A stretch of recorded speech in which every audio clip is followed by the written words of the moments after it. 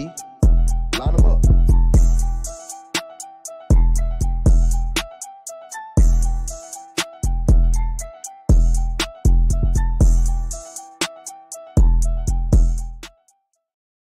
What's up, CBR fam? We back once again. Keno should be here shortly. I'm glad to see this. We got so many people in here early already. We got Tuck. I see Carly. What's up, Trailer Park Chondros? Yo, I can't block you because you showed up, man. Especially with that name, man. What's up, Tuck? What's up, John Jones? We got Dee Dee. We got Chris. We got cousin Salad, man. You and your wife are crazy. Uh, and it's been a minute since I showed this, and I meant to show it last time, but I need to show Chris's commercial.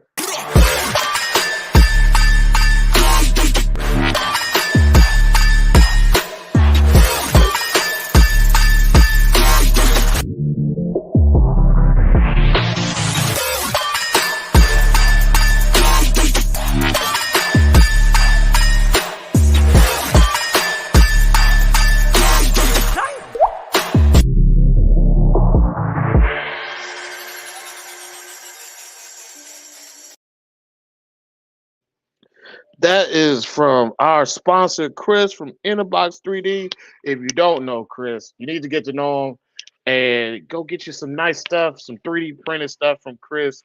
And don't forget to use the promo code if you're trying to save yourself some money.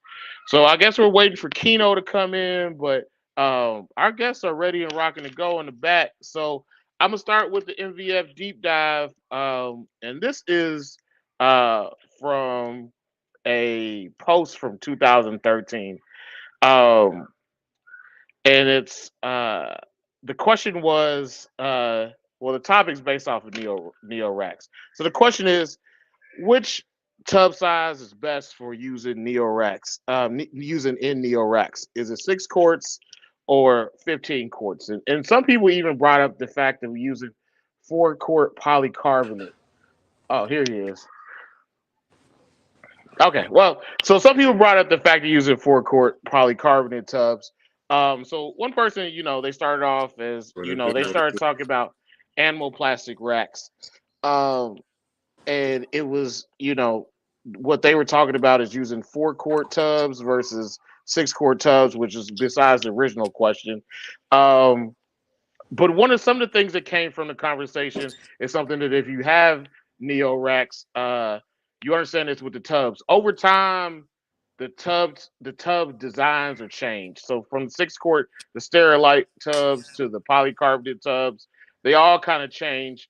But currently, right now, I think this is the flimsiest I've seen the Sterilite 6 quart tubs. They are super flimsy now, and they aren't really the same size as they used to be either.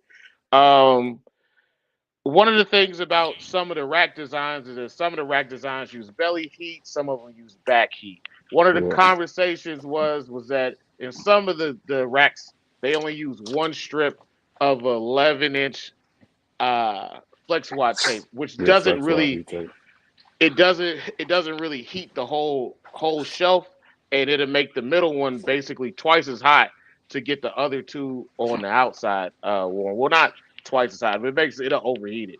And then there was also concerns about which brand of racks to go with. Some people preferred animal plastics. Some people referred reptile basics. One person actually took a Cheshire drawer and converted it as a rack unit, which to me seems kind of difficult because if you ever see like a Cheshire drawer, the drawers are not all equally the same. Um, Also, one thing that was brought up is that using belly heat will actually improve the humidity. And one of the concerns in the post was that using back heat doesn't work in rooms where the ambient is, less than 70 degrees, which to me would be a really cold room. There's some other things that you can see going on in this post. But also, they did say that in the larger animal plastic racks, that they were using 2 strips of 11 watt heat tape, which is actually what I did when I converted my 30 rack to to a to a back heat. I put 2 strips of back And heat what on it. what you get? What you when you say 2 strips? What you got on 2 separate thermostats or the same one? No, it's 2 different plugs. It's still a Well, yeah, it's that's what on I mean. a That's what I mean. I ain't yeah mean two yeah thermostats. Yeah, it's 2 different plugs. yeah. Okay. It's 2 different plugs, two You knew what I different was talking probes. about. Hey man, hey man, I don't know, because sometimes I be confusing myself.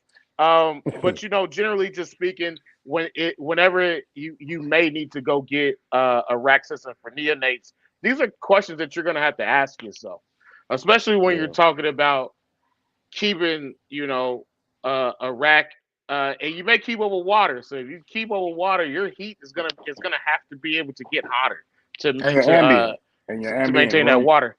and your ambient room The tip ambient room plays a tip, factor too. yeah, especially when it comes to back heat. Like if your ambient temp for your room is 70 degrees, you probably got some other problems going on. If you can't keep it over 70 degrees, if it's constantly dropping below that, you're gonna have some other issues, especially with heating For that sure. tub and possibly causing RIs. Carly said, "I hate my belly heat dries out so fast." Hey, I imagine that would probably be the reason why somebody would say that it keeps humidity up if you put a water bowl directly over top that heat strip. But you never know, and everybody's got to naturally do what works for them. See that You fade got a tuck? crispy cut, yeah, it's See that crispy. fade Yeah. tuck? That's I never a Look SCOTUS at that, sack. look See, at that cut. before I get a SCOTUS sack, what I do is you will see the Jordan. It'd be bald. I ain't going with no SCOTUS sack. I ain't finna keep holding on for no reason. Who said you had a Skoda sack? The SCOTUS sack, man. I was reading the comments. I'm about to speak to everybody, and then see Keto the rocking the asshole under down there. construction Skoda sack. No, Ah, that's not true at all. That's not true at all. you got a crispy cut, dog. It's crispy.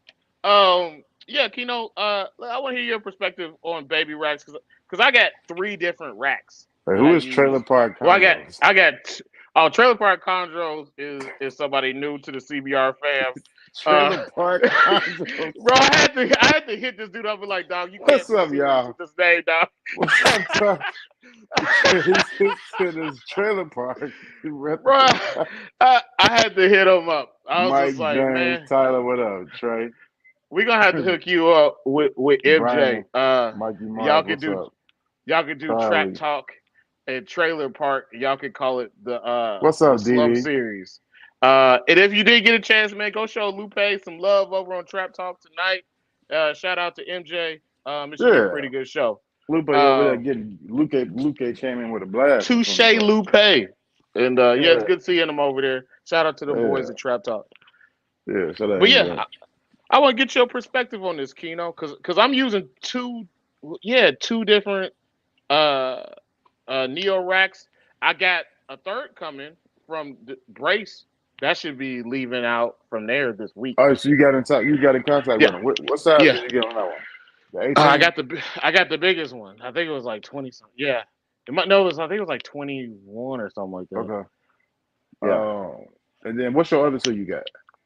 So I got one from Lone Star, which is now defunct, and that's the 30 rack. And I also got one from Sea Serpents. And the thing with the Sea Serpents one is no matter what pro placement I used and Hmm. like which thermostat I switched it to, it seems like it's always warmer in that one than you would think. And like I got it put up now to 80 degrees Okay. because when it was like 82, the babies were constantly in the front. Okay. So I had to drop it down. I never had a problem with just like natural like heat with the 30 rack, and maybe it's because it's bigger and it's operating on two different Two different heat strands, and planes. yeah, maybe Yeah. that's why. But no, I never had to finagle that system. But when it comes to the one from Sea Serpents, I had to. Plus, I don't like the tubs, man. I gotta be honest. I like a Yeah, you bigger were six saying that. You were quart saying tub. they not a true 6 quart, right? You saying they're more like a It's 4? not a it's not a true six Okay. quart. Now I will say this. Now when you feeding babies from the beginning, it is a little bit better because there's less room for them to like fight against you with. So you don't have as much space to chase them. But also some of the with the last clutch when I switched them over to the bigger rack, a lot of Hmm. those began to eat. So I do think that the 6 quart tub is a better tub for babies. I could be wrong. Everybody's probably got something different, but that's just kind of what I experienced. Well, first of all, I want to say, man, we need a new sex light ASAP. You got to get a new sex light. You got to get a new sex light. You need a new Second sex though, life. my opinion gonna be biased because my only racks that I have here are from Brace. Besides this white one right here, I got this from what's his name? Should I think of him? He is an old school breeder in Tinley Park. I'm drawing a blank right now. Yeah, but that's Y'all not a know him though. Neo one, so it's probably more So the stable. so for Neos, well, I'm gonna tell you this. I think the Brace one gonna be your favorite one when you get it. Okay, all right. Here's why. My Neo Rex is set to 83. Back or belly? It's back heat. I never get belly heat. I never do it. I got back. I I will always get back heat. And it's set to 83 on the back. The probe is is how everybody's set up. It's right on the strip right there, right on the hole. Is and it's the first one. What I got the 18. I got I got the 18. I got the 18 rack. So it's one, two, three. It's the third one down on the right side, and that's where the hole is. And I know where the hole is, but this one right Deeper, here, deeper. it holds the true 83. And I don't know what you're saying. That rack that spot right there, I think on this rack is not the hottest though. I think the hottest is probably towards the middle. Yeah, But it's not a huge variance like you saying with sea serpents, because I've heard that with sea serpents too with yeah. the temp variance. And it's really honestly, man, it's gonna sound like but again, my opinion biased because I only got racks. I got a dirt rack for them too. But it's made so good, man. Brace Exotics is just I don't even see myself getting another rack. Really? Nah, yeah, like if I was to get another rack, it would just be another brace. I do Yeah. want the So, focus cube. I do want the focus cube one because it looked real nice, but man, I don't make that kind of money. I so this don't. is the only. That's that manga money. No, it's not. Uh, so the only reason why I had three is because the first one I bought was a sea serpent. The second one I bought was I was just like I need 6 quart. So and I was like I want a lot. Okay. And then I found a guy that was selling his 30. So I was just like I'll buy his 30 off of him. But I was like you need another rack now. Um, so then I looked around for a long time and I did not like my options because the crazy thing is recoil reptiles is using those same sea serpents tubs. And I didn't like that. And I was just like, nah, I don't want that. I want true 6 quart tubs. Okay. So I was just like, fuck it, man, I go buy from Brace. Uh and that's I think it's gonna work out. We'll see once it gets here to get it up and running. You're It gonna like the was some guy. braces. This Yeah, is it the was. thing about braces. He's a low key guy. You don't see a lot of advertising for him. And man, look, I hope this don't blow him up because I didn't talk to him personally. I know he started making shout out to Brace, man. He started making uh enclosures for himself. Yeah, So y'all look. I'm gonna tell y'all right now. If y'all go run to him and order for him, y'all gonna fuck y'all it up gotta for be everybody. patient. So look, he is not like a business. He's not like this huge like machine he got going. He do it out his garage. It's just him only. So if you order some of him, please relax. Be patient. He's not gonna send out a whole year though. But you don't see a lot of advertisement from him because of so he can keep his lead time down. So Yeah, He's a good guy. Yeah. I would say, just snag. You can snag more in person, Carly, for sure. Yeah. But man, Yeah, he definitely said that, show pickups work best for him, yeah. which probably works best for everybody. Man, I almost got scammed. You remember I was telling you about the guy, the the guy who was trying to I was trying to get the rack off of, and I was just like, bro, he got these racks. He says do this, this, and that. And then Yeah. I told you I talked to him, and I was like, this is obviously a dude. This is obviously like you can see the picture of him. But Well, like he started texting in Nigerian or something. nah, bro, he had a black dude's name. He was like, yo, send it to this account. I was like, hell nah, bro. Oh, so what you trying to say? All black people scam people? No, I'm just saying, bro, you can't be a white dude with the name Demarius or some shit. I was just like, Oh, see, I think you're trying to profile. I think you're trying to profile black people names. and I asked him, I was like, hey, bro, why is it that your name on here doesn't match the name of the account that you want me to send this to? He was just like, oh, because that's my business partner. I was just like, that sounds like a business scam. Pat, don't say that. That's not what I said. You don't. Shut up.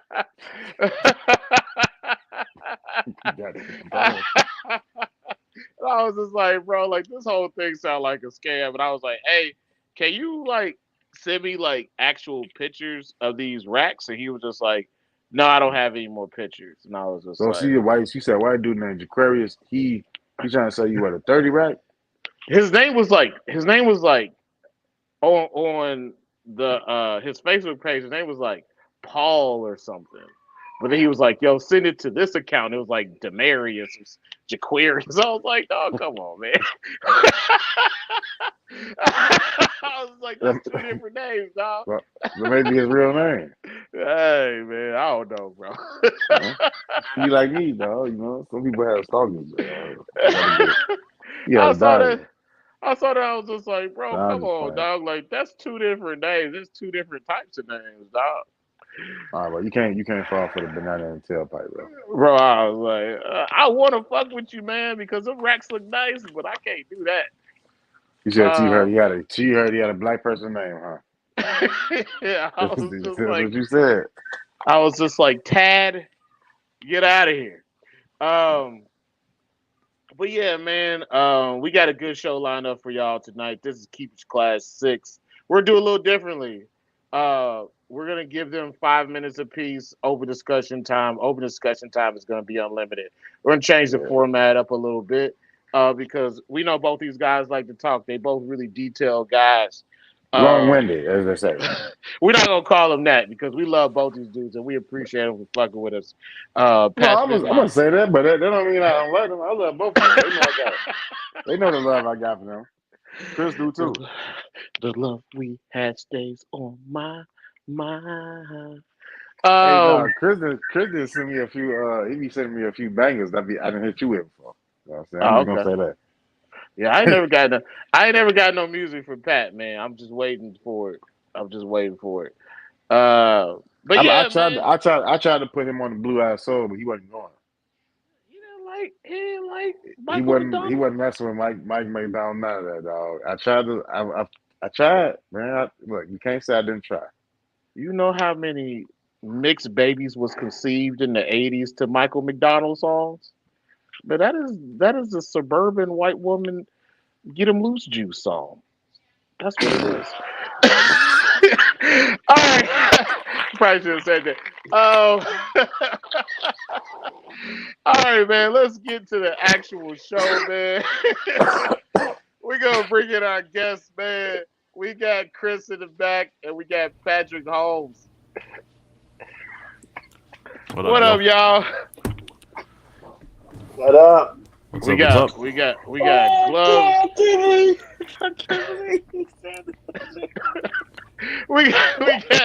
we got Pat at work like usual. We got Chris coming from the back. Oh man, doing Undertaker impressions at the community mall. What is going on, fellas? What up, y'all? My middle name's Demarius too, by the way. I don't know. Get out of here! Get out of here! It's not Demarius. better get out of here, Jaquarius. That's got a nice ring yeah. to it. Christopher Jaquarius Rice. I Exactly. do. I do. That's when you turn into. It's You like, know, yo, that's a draft I'm pick gonna right there, man. I'm gonna What start round calling you you think he going in? CJ now. CJ. Yeah, Christopher Jaquarius. Hey, man. They tried to get me, bro. Sometimes you got to do a little profile. Gotta do, man. Oh, man. I'm glad we finally got here. I'm glad we finally got here because I know that, where this started, if y'all weren't here, these two had a heated argument in the chat like a few months ago. It's like 3 months ago. It was actually very entertaining. a lot of white on white, little white on white Why violence. not? Why not? Wow, violence. I'm gonna have to disagree that was a heated argument. That was just a playful debate in the comment section. Okay. Yeah. No, there's no malice. No. I didn't hit you out of anger. That was passion. Yeah, that was love. I love you. I love you, baby. I only hit you because I care for you. Pat's middle name's Ike. Oh no! Hey, man, listen. Dang. You can't talk about a Memphis icon like that, man. No, I'm just kidding. You gotta leave Ike alone. You see, he said the gloves. I said the gloves don't fit. All right, man. So I'm gonna let y'all do a quick bio first. Pat, you underneath me. I'll let you go first, and we go to Chris. Did you say a quick bio? Yeah, give us a quick rundown for the people that don't know. The quick version. My name is Patrick, and I like snakes. My mentor. That's my mentor. Yeah. I'm a Leo. Yeah. All right. I'm a Libra, sir. And my name is Patrick. I'm a Libra, and I like snakes. I am 43, and I've been keeping snakes since I was like 2 years old. And I have been breeding reptiles since the 80s, since I was a child. My dad got me into it. And I started keeping green tree pythons in 1998 and started keeping them nonstop in 2006 and started really putting together breeding groups in 2008 and 9 and hatched my first clutch in 2010. And I had about a 5-year break in all of that, which is part of a different bio. And he went to college. Yeah, something like that. Vacation, and, man. Sometimes you gotta get away. Just a little vacation. And so I've been full force since then. I'm into everything arboreal. I keep a whole bunch of venomous stuff, a lot of different species of arboreal vipers, and a lot of arboreal boas. I've got chondros and Amazon tree boas, emerald tree boas, Amazon basin emerald tree boas, scrub pythons, Dominican boas, Jamaican boas. And you almost died on our show one time. Did I almost die? Yes, when you had that venomous ass. Oh yeah, I know what you're talking about. Yeah, something stuck on him, right? He's like, look, and this one is one of the most venomous snakes in the world, and he slid his thing and was like, boom. Yeah. I do have close calls on occasion playing with the vipers, but I did not.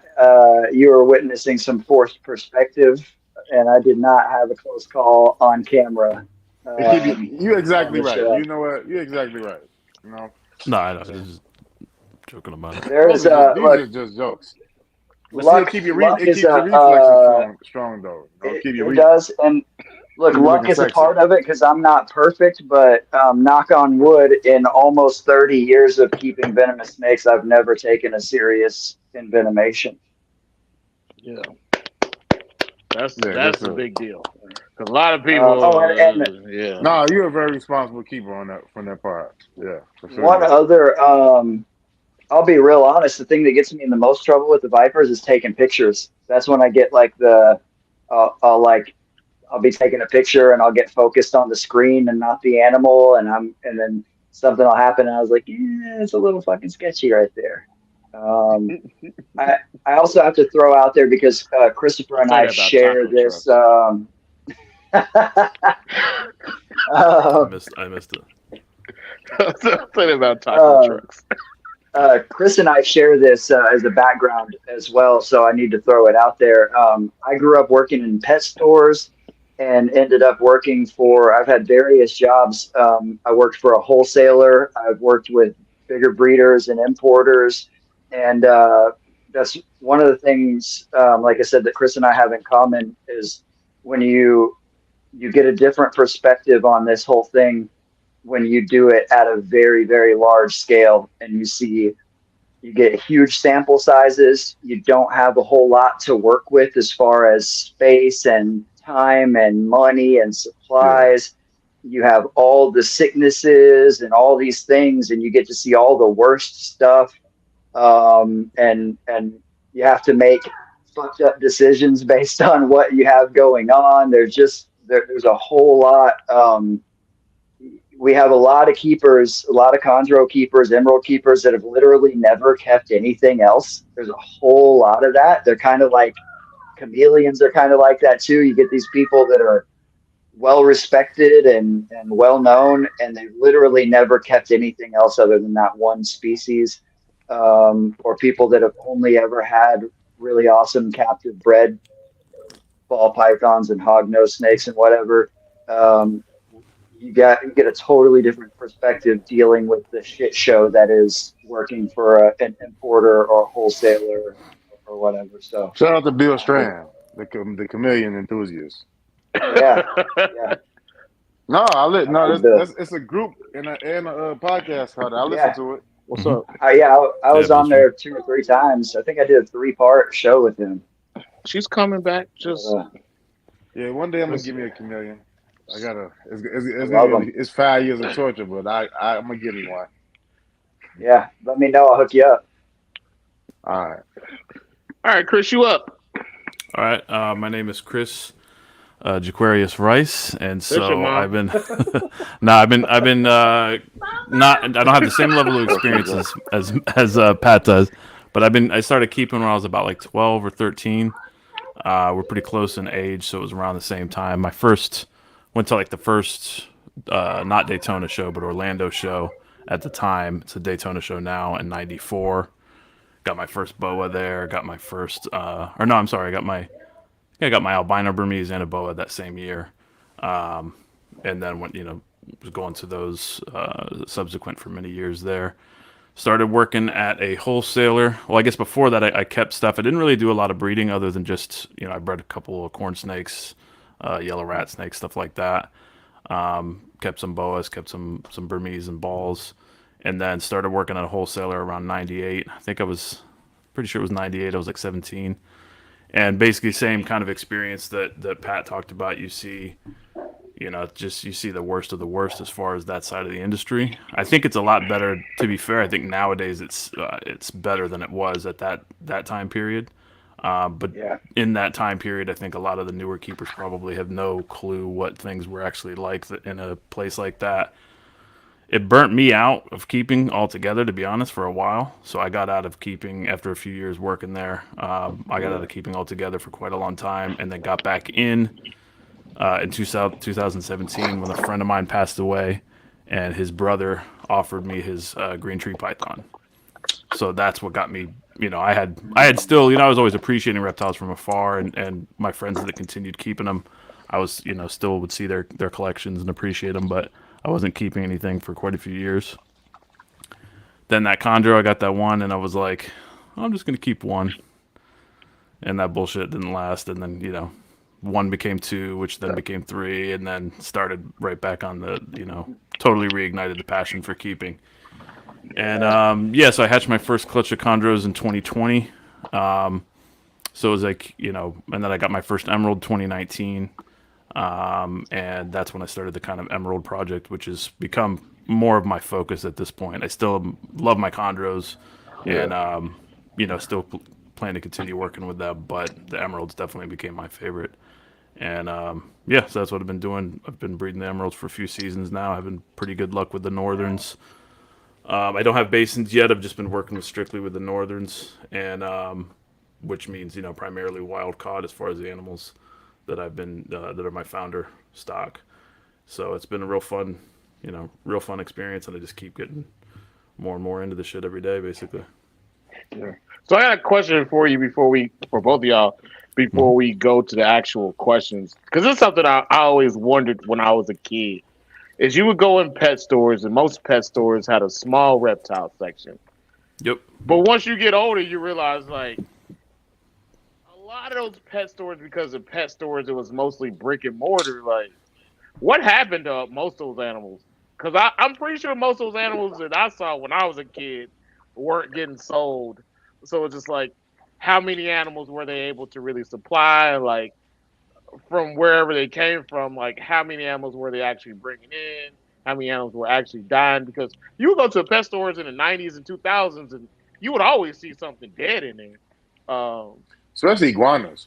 Yeah, iguanas. Yeah. It seemed like everywhere you went, they would always have some nasty ass iguanas in bad conditions, or they would have some really nice iguanas. But iguanas seem to always be readily available. The thing that was always healthy at pet stores when I was younger was boa constrictors. Those are reptiles that always seem super healthy. Yeah. They're pretty robust overall. Yeah, they're pretty robust overall. So and overall, from like I said, every place is different. The place I worked at when I first started working there, a complete shithole. So we did everything we can to improve it, and over the course of the next 2 or 3 years, we did improve it quite a lot. But there's only so far you can go with somebody who's really stubborn and cheap and doesn't want to. Gatorade, bro. I'm dehydrated. I ain't never seen nobody put Gatorade on ice. I'm from the South, bro. I put everything on ice. Gatorade on ice? Like, let me get this Gatorade on the rocks. I've never heard that one before. Listen, you have a problem with everything I do. You fucking... No, what are you talking about? You judged the shit out of me 2 weeks ago for the gizzards in the morning. You went to eat fried gizzards at 9 o'clock. It was like 7 o'clock in the morning. It was like 9 o'clock. It was like 9 o'clock. It was like 7:30, bro. No, it wasn't. It was. I hadn't even took my kids to school yet. Now, all I said was wait till lunch, bro. What's wrong with that? I don't want your arteries clogged up on me, bro. That was gonna be my meal for the day. Was a 12-piece gizzard. Bro, he went and did that. It was like 8 o'clock in the morning. I'm glad it was like 9 o'clock in the morning. I'm glad she was. She was like, it's too early. We not serving that shit.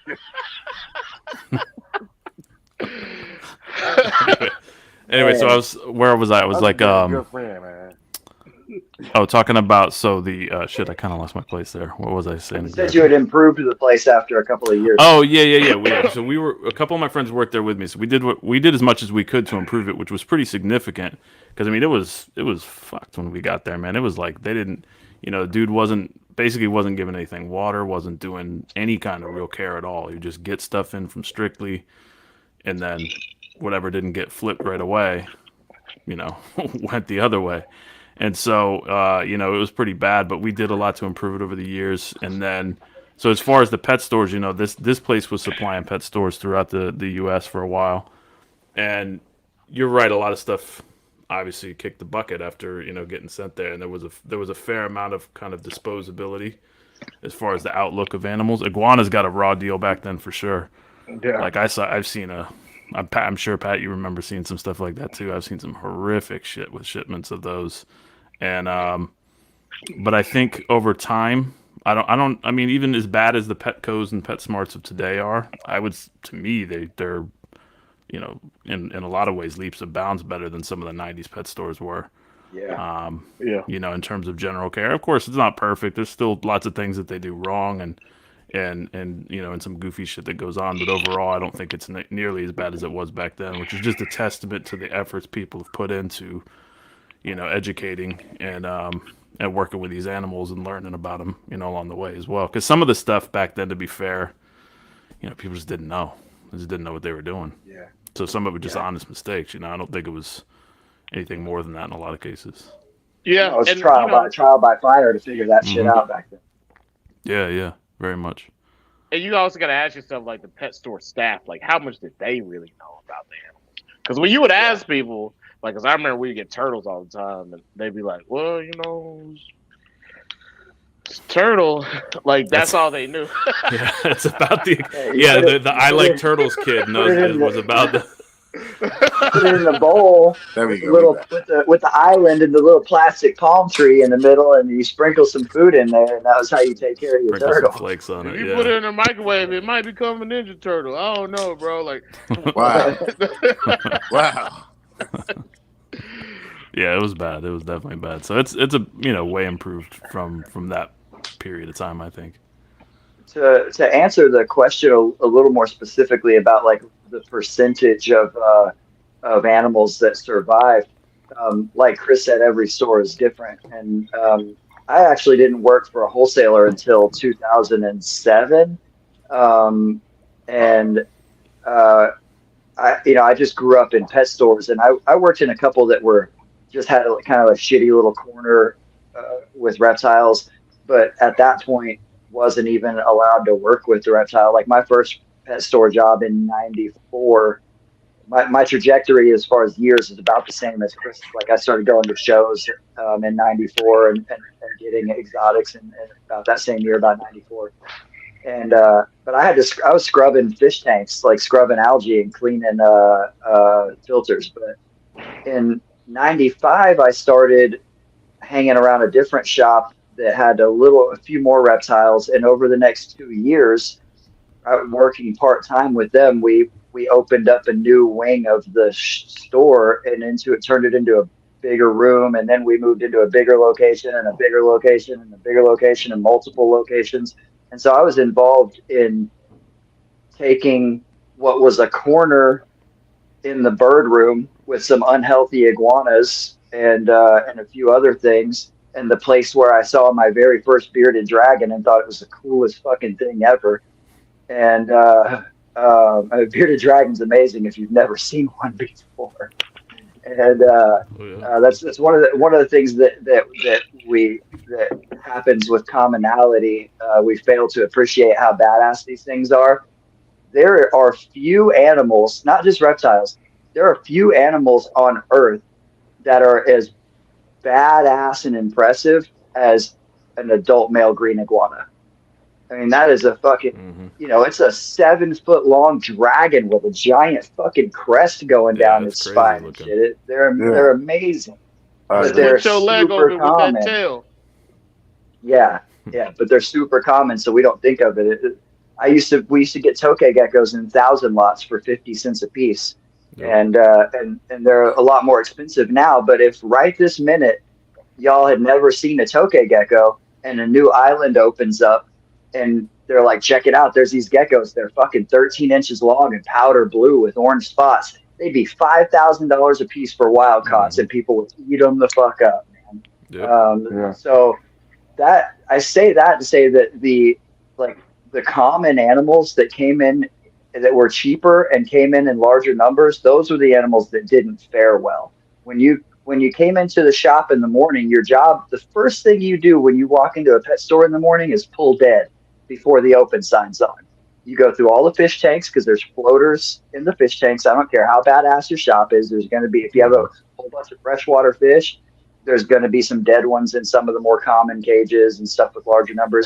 And it's the same thing on the reptile side. There's going to be some green tree frogs or some random little gecko or some of the more sensitive stuff, or some of the stuff where there's 100 animals crammed into a cage where there's going to be dead stuff. So that's the first thing you do is go pull dead. And so to give the illusion that everything in there is healthy, right?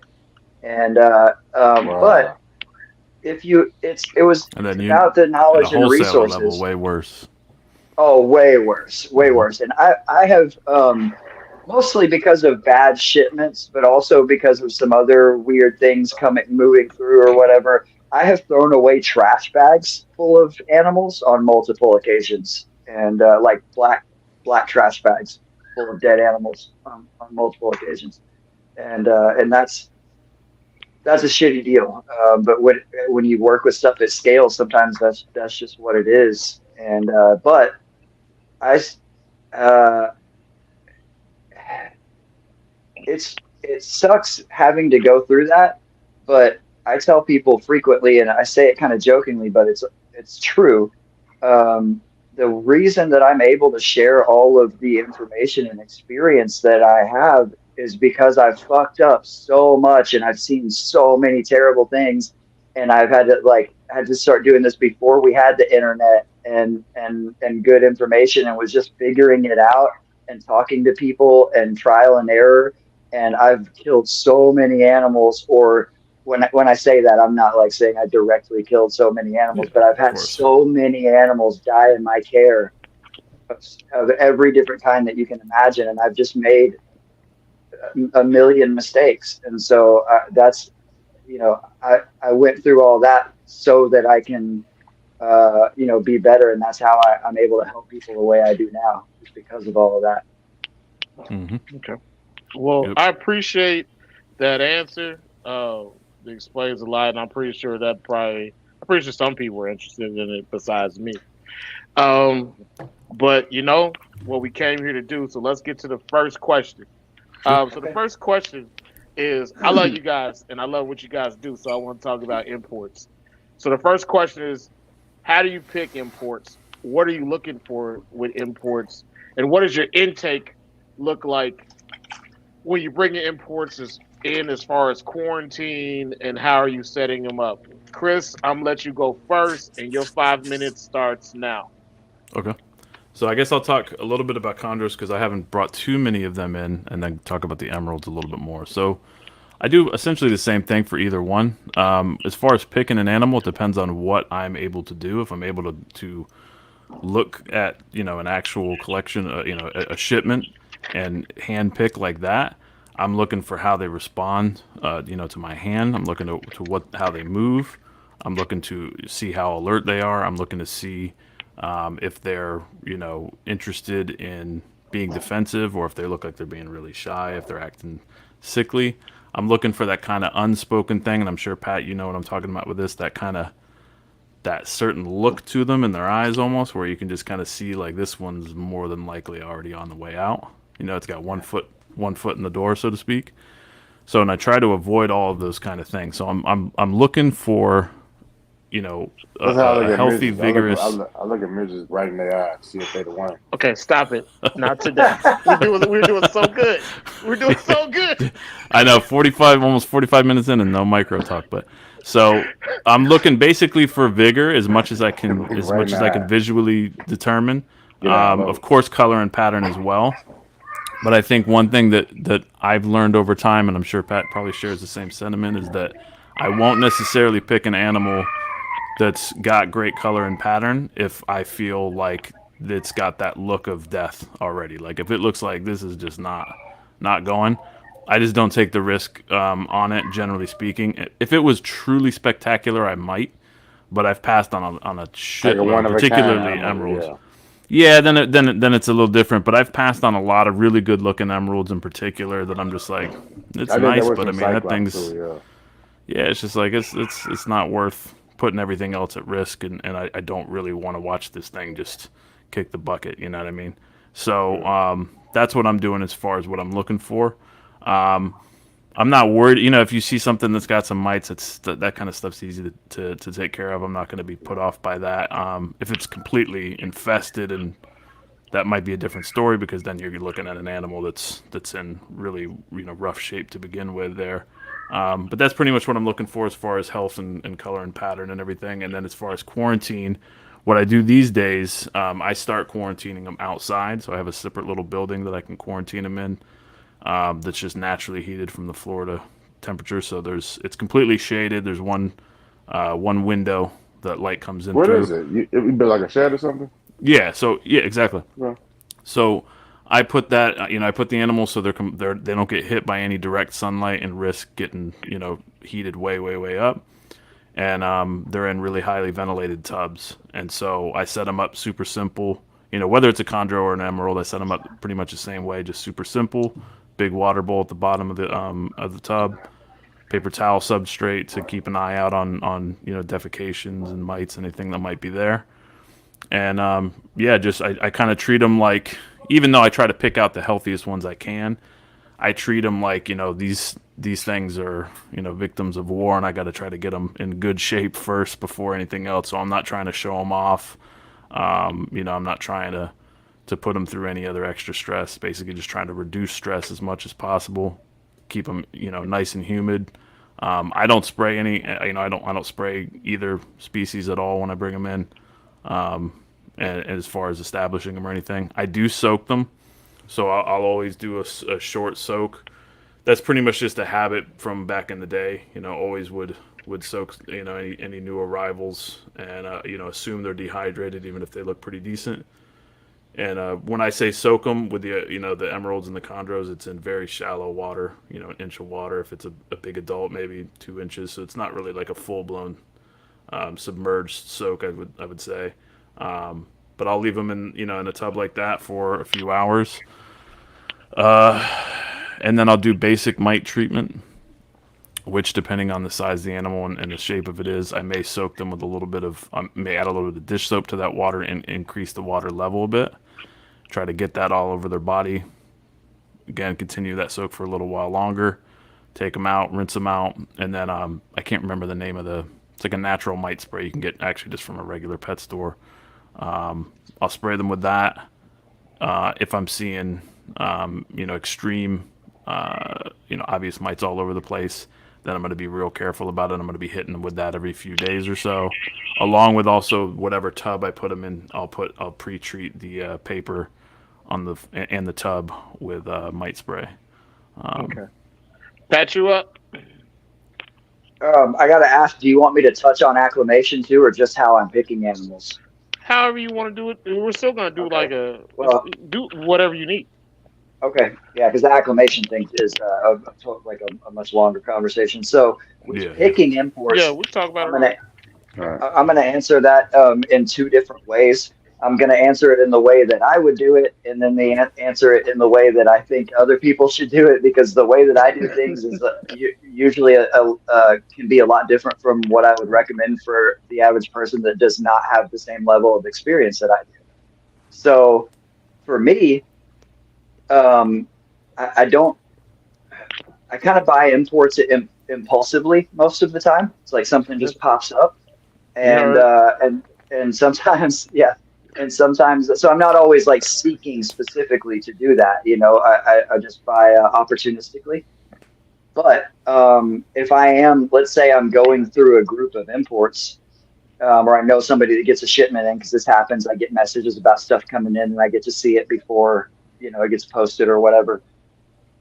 Color and pattern is actually the first thing that I'm looking for, because that's what I'm interested in, is extreme phenotypes. Yeah. And I am confident in my ability to work with animals that are in less than good condition based on how attractive they are, and also factoring in what the cost is.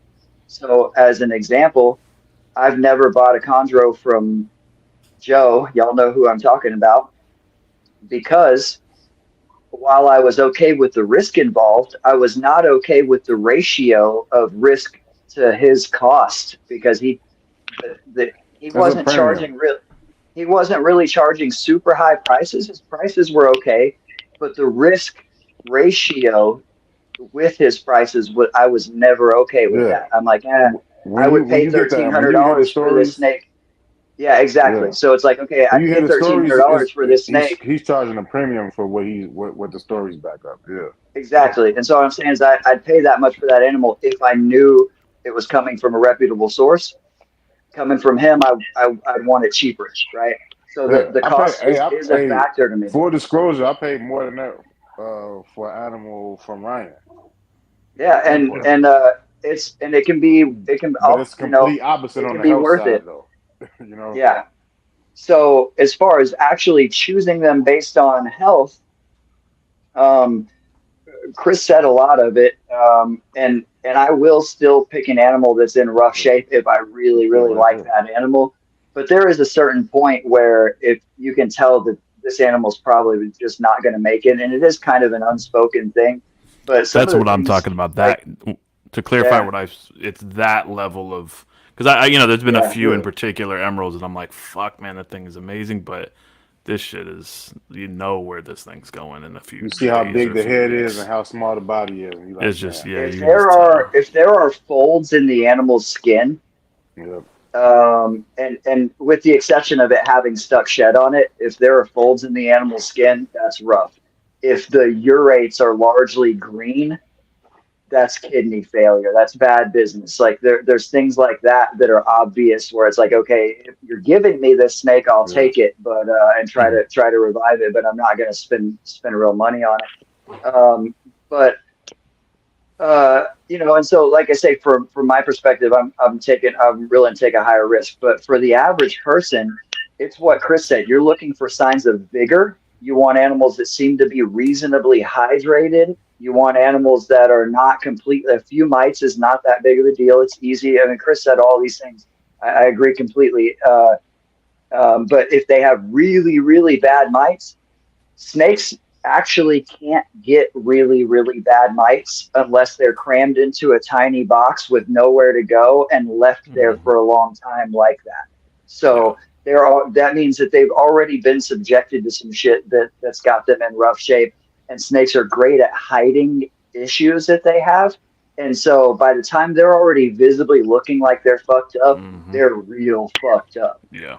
And so, it's signs of vigor. You want a snake to be strong. You want it to, if it's defensive, that's great. If the snake is, if it's flighty, if it's pissed off, those are all good signs, potentially. A really strong tongue flick too. Yeah. Tongue flick, not all lethargic and stuff. Yeah. Yeah, and that's it's funny because you moved your hand sideways like that. When their tongue does flick to the side, though, that's a sign that it's being defensive versus curious. Like chondros do that. Curious comes out front. Defensive, they'll do this sideways thing. That's a good sign as well. Definitely a Biak thing too. Yeah, Biaks are hardcore with the sideways tongue flick. And anyways, but if you're able to put your hands on the animal, you can feel how strong it is in your hands, how much tension there is in the muscles. If it's a little bit dehydrated, that's not that big of a deal. And so I'm really just looking at movement and hydration. You can do a skin pinch test on it and see how quickly the scales flatten back out after you pinch them. But hydration can generally be solved in an hour. So we're done. Wait, can you repeat that real quick? I said that hydration can I'll be a little bit more specific. What I said was hydration can generally be solved in an hour. What I mean by that is you can take a snake from bad shape to survivable with a 1 hour soak is what I mean by that. Exactly. The process of hydration. Agree with that. Yeah, but the process of hydration itself actually takes days. It takes days for an animal to become fully systemically hydrated, but you can take a snake from dying to living with an hour. So with a 60-second soak, if they get a good drink, can make the difference between whether the animal's going to make it over the next few days. Yep. You guys are in open discussion period, so you guys keep going. You got to feel it. Let's talk about that then, and kind of go back and forth. Would you agree, Chris, that the two most important factors in acclimation, right? Initially, we're prioritizing chronologically, right? Are hydration and stress reduction. Yeah, absolutely. Yeah. So I tell people don't worry about food. Don't worry about parasites. The only time that I factor in parasites is external parasites, and that's not about that animal. That's about my other animals and my quarantine protocol in general. And so that's the only reason that mites get prioritized. And so the first thing that I do when I get a new snake of literally any type, if it's captive bred from a good source, I just put it on white paper towels that are treated with a permethrin spray, because that won't necessarily kill all the mites, but you'll be able to see dead mites on the paper. And but if it's an import, it's getting soaked in water before I do anything else with it. Literally out of the box, it's getting thrown in a tub of water. I don't care what exactly species what I it is.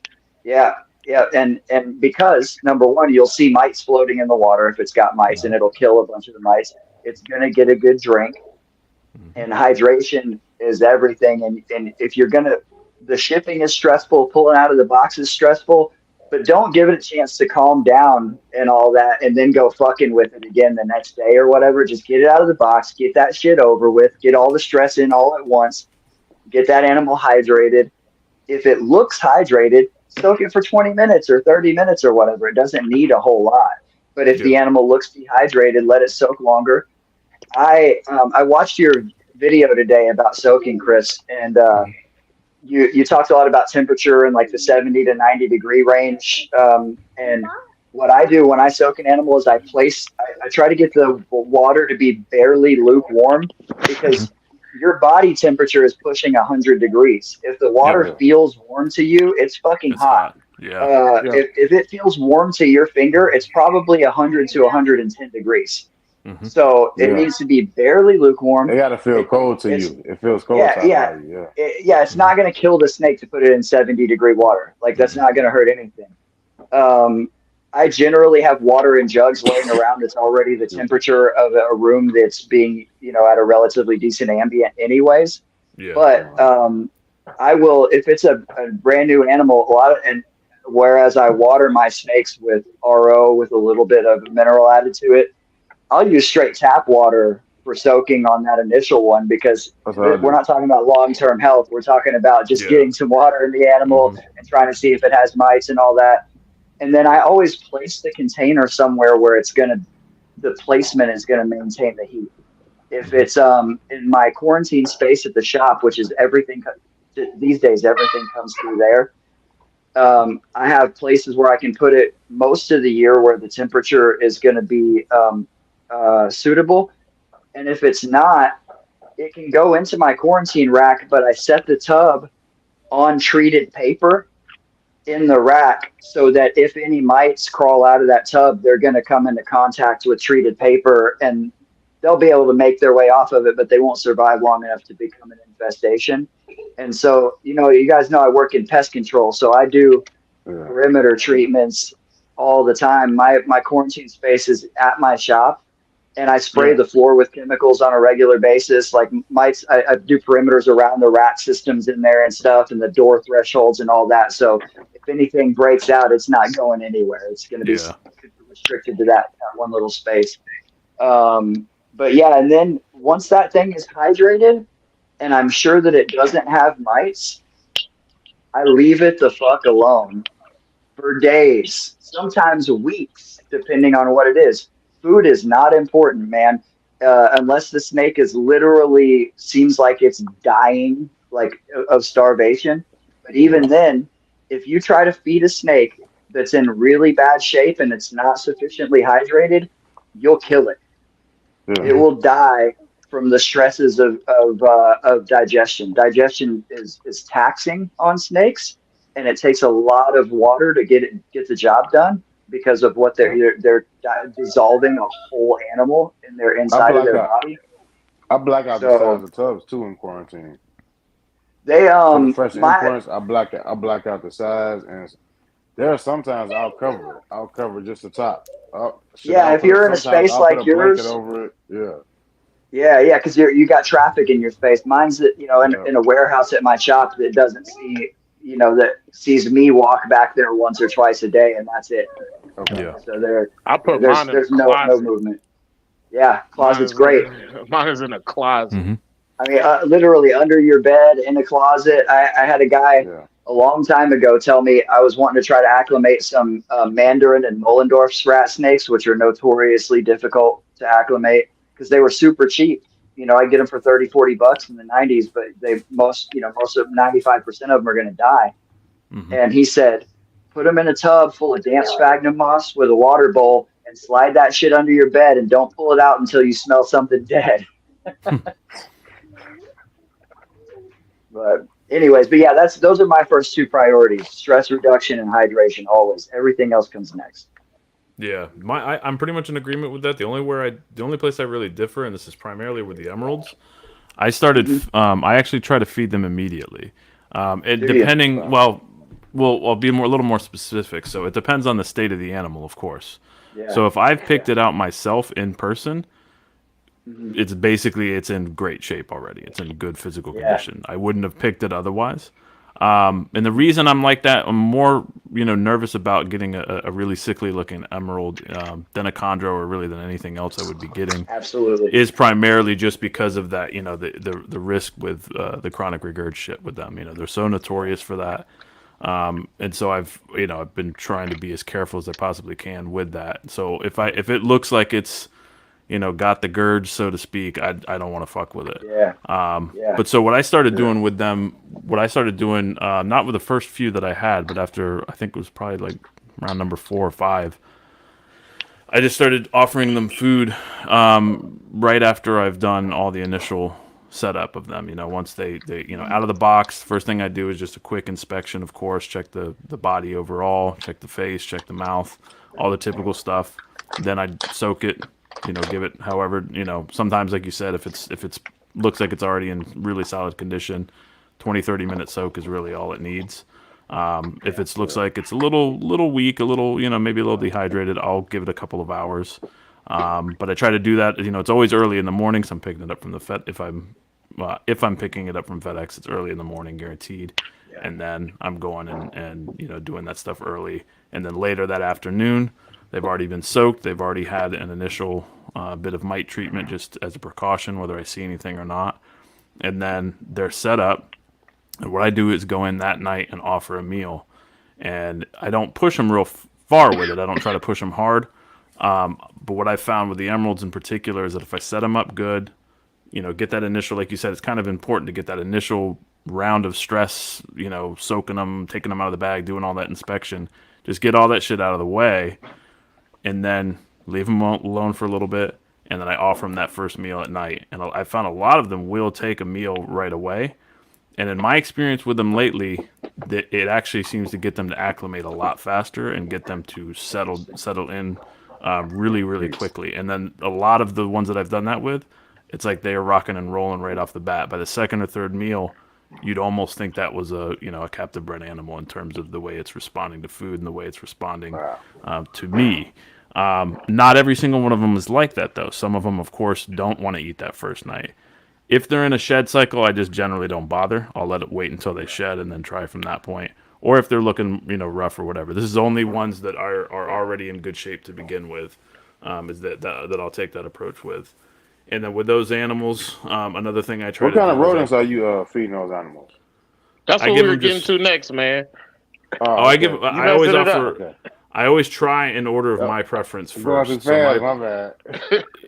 Go ahead. yeah, my preference, of course, with an emerald is always to offer it a frozen thawed. Finish your last thought. Go ahead. Okay, so yeah, I was basically going into that right there anyway. So I always try to give them, with the emeralds in particular, I just try to offer them a full size meal right away. I don't do any of the tiny meals and try to graduate up.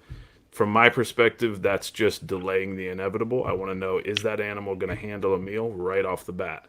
So I give them, if anything, I'll give them, a larger meal than you might normally offer them, just to see what is the snake going to be able to handle. And then that's going to tell me what the situation is with it, generally speaking. And of course, that sounds a bit black and white, and it's never that black and white. But that's the approach that I try to take to it. Now, if there's ones, you get some that either have a little bit, they're a little bit more shy, so they might not respond to food right off the bat. Or what I'm finding a lot of them is that they're very particular about the prey item. And I've made the mistake with some of them of taking way too long to get them feeding just because I wasn't offering them, a variety of different prey items to see what they would respond to. This is like rodents that feed on grains. Everything. We'll get into that at some point. We don't gotta get there, but yeah, they munch the fuck out of grains. They eat tons of grains. No problem if they're not sick. So I start frozen thawed rat is my preference, or a mouse, depending on what I have on hand and depending on the size of the animal. But I'm pretty much always trying to get them on frozen thawed rats what I found, I've had a few that took quail frozen thawed that didn't want anything to do with a rat or mouse, and then lately I've had a couple of them that didn't want anything to do with frozen thawed rat or mouse or live, and then either a gerbil or a hamster frozen thawed. It's like instant response. And I've got one that'll. Have you ever tried dwarf hamsters? No, but I remember back in the day we always did. We used to do the Siberian dwarf hamsters for ball pythons in particular. I remember, and that was like and they would an animal. You'll have some animals. I've got one right now. I've got an adult emerald that didn't want anything to do with any kind of rat. Still doesn't want anything to do with any kind of rat. I can offer her a rat. She'll just get defensive at most. She'll strike at it. But she clearly has the preference. I could take the rat away, wait 30 seconds, put a hamster in front of her, instant slam. So I wish I understood exactly what it is, if it's just the difference in scent or what exactly is making certain snakes be that picky. If you have any input on that, Pat, I'd love to hear it, because I've always wondered why some of them are that crazy picky like that. Well, we got a question. So, like, I was going to do the question, and we'll let Pat start first. Sorry. But as far as you're good. So as far as feeding, what we want to know about is as far as what are you keeping on hand in budgetary concerns and availability concerns. As far as also frozen thawed versus live, what situations are you willing to feed live in, and also, if you're breeding your own rodents, what are you looking for? What are you looking to do? So we'll start with Pat. Then we'll go back to you, Chris, since you pretty much explained all yours already. So we're talking about the chondros and currently in my collection. Like, what am I currently doing with feeding? Yeah, just feeding in general. So I feed mice, rats, and ASF. I recently started breeding ASF. I told myself for a long time that I wouldn't breed rodents, but I had kind of had ASF on the back burner for a long time, because I actually saw those, like, when 15 years ago, when people were first really starting to breed them for feeders. They've actually been laboratory rodents for a very long time, and just like all the other feeders that we have. African soft-furred rats are actually a mouse. They're not. Their industry common name is a misnomer. They're a mouse, and they have another common name. Multi-mammate mouse is the other common name. They are much lower smell. I could maybe have a couple colonies of mice, but I could never do rats, even over in the snake house. I have them in a laundry closet over there, so I got an exhaust fan, and if I leave it off when it's humid, and if I leave it off for like 30 minutes, I can tell when I walk in the house. Like, that exhaust fan has to go nonstop. And so ASF. You like torturing Africans, huh? Yeah, that's what it is. And he watches Black Hawk Down over and over again. Yeah.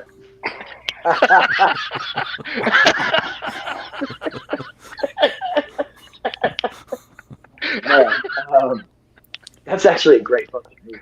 It is. It is. This is like, man, I'm about to watch the Skinny movie. The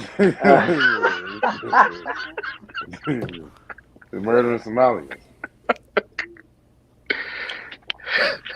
Oh, at least we're not making American History X comments. You just invited it, man. You just invited it. Yeah. I do have a shaded head, right? Stick around. You got on a black shirt too, so. Yeah, I know. That's. I caught you with that one a long time ago. I ain't racist. I got a black T-shirt. Did y'all? I don't know if I showed off my shirt a little bit, but shout out to Dan. Nice. DM Exotics. Shout out to Dan. Shout out to Dan. Video he posted with that nice biak. You probably gonna get that. Did you? I don't know what you're talking about. Did you see my comment on his biak video? Yeah, I ain't seen no comment. I ain't seen no comment. I just know things. He posted a video of the chondro on Biak Island, and I commented.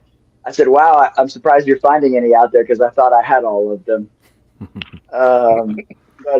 Anyways, yeah. So frozen thawed mice and rats, and I also have frozen ASF now that I'm breeding them. I start all my babies on day old pinkies, even if they're big babies. I still give them, some of these babies are born big enough for peach fuzzies. The first meal, I always do a day old pinky because they're less likely to drop it. It's not much of a meal, but it's not.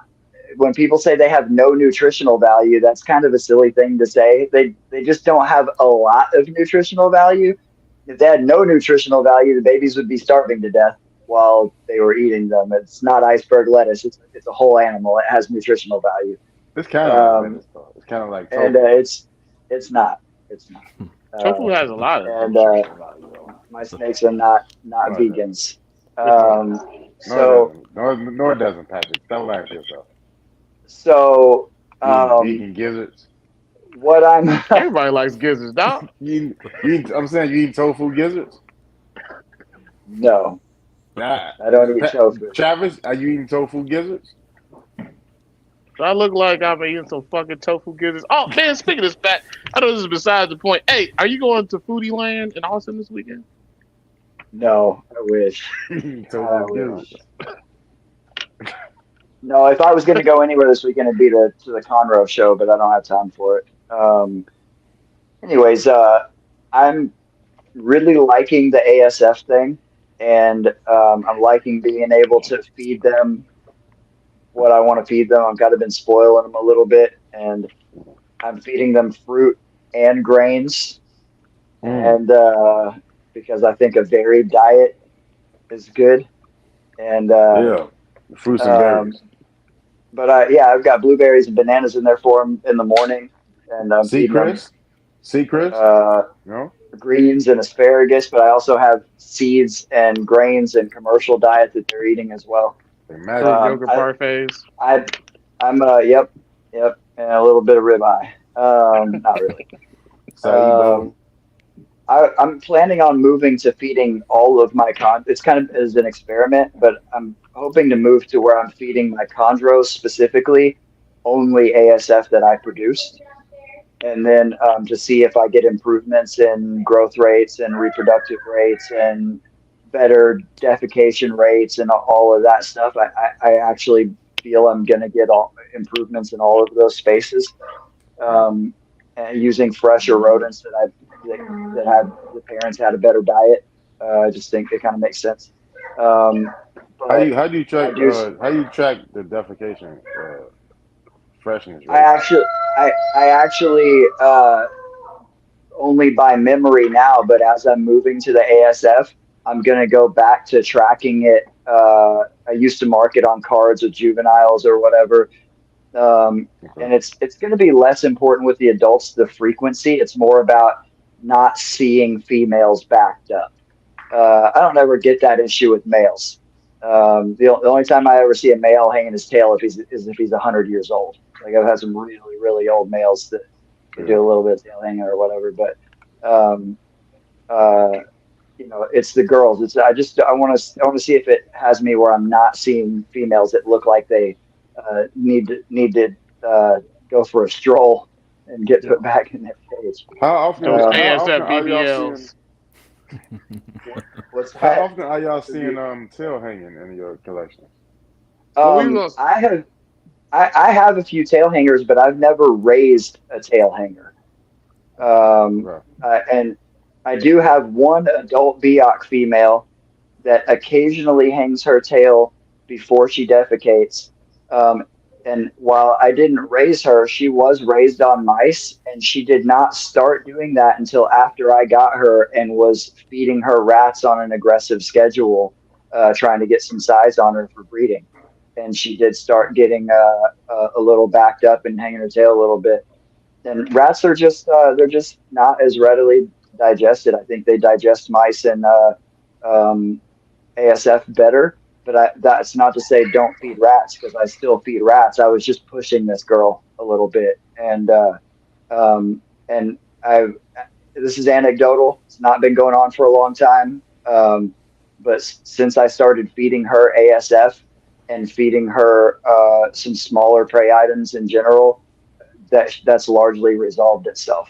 So my few tail hangers are females that were like that when I got them, and they're all older girls. We're gonna I don't we're have. gonna I haven't swap had out any tail hangers swap yet, out but to I haven't Chris had. now. Yeah, I haven't had enough. Anywhere near the numbers of snakes the Patrick has. So that's probably a big part of it. And most of the ones that I've acquired, were either wild caught or were relatively young animals that probably were farm hatched or wild caught to start with. For the record, the female I got from Patrick, I've only feeding her rats since she's been here, and she's never hung her tail.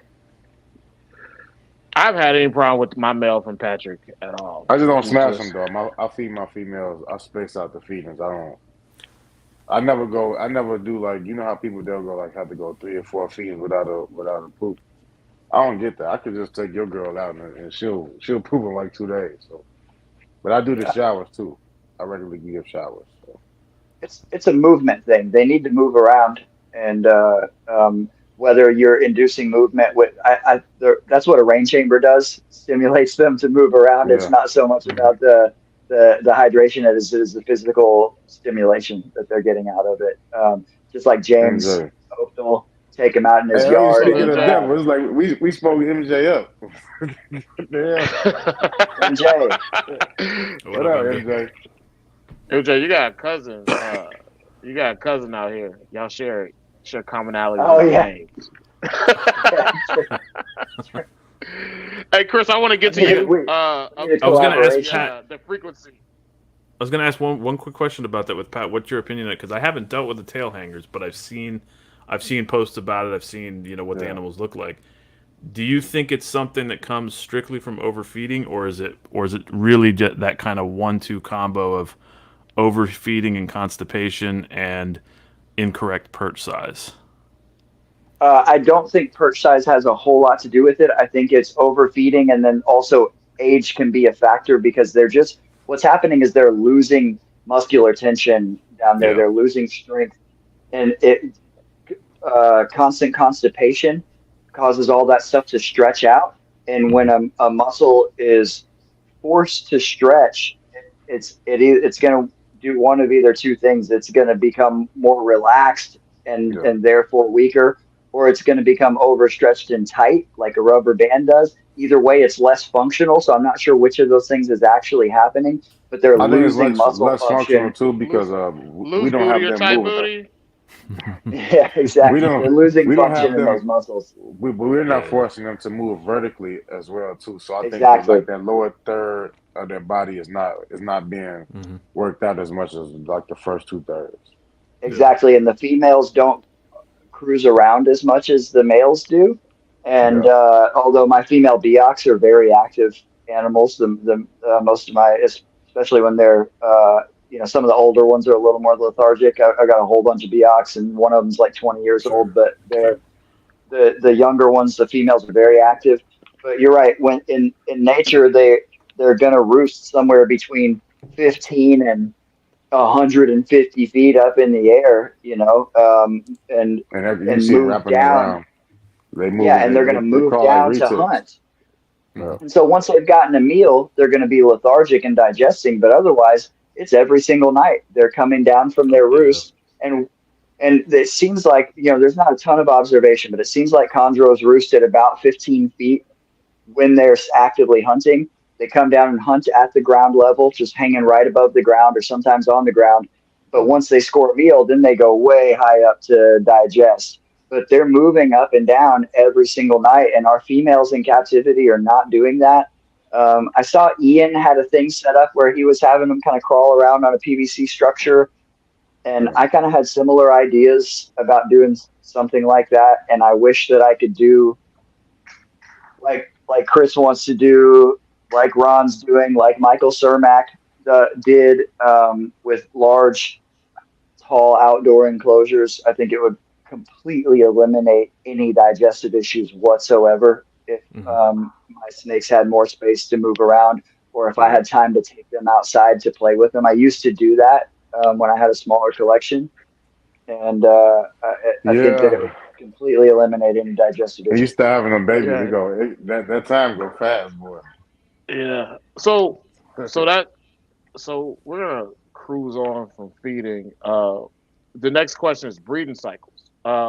So the question is how do you approach breeding, cycling, but also how do you choose what you're going to breed? How long do you keep males with females?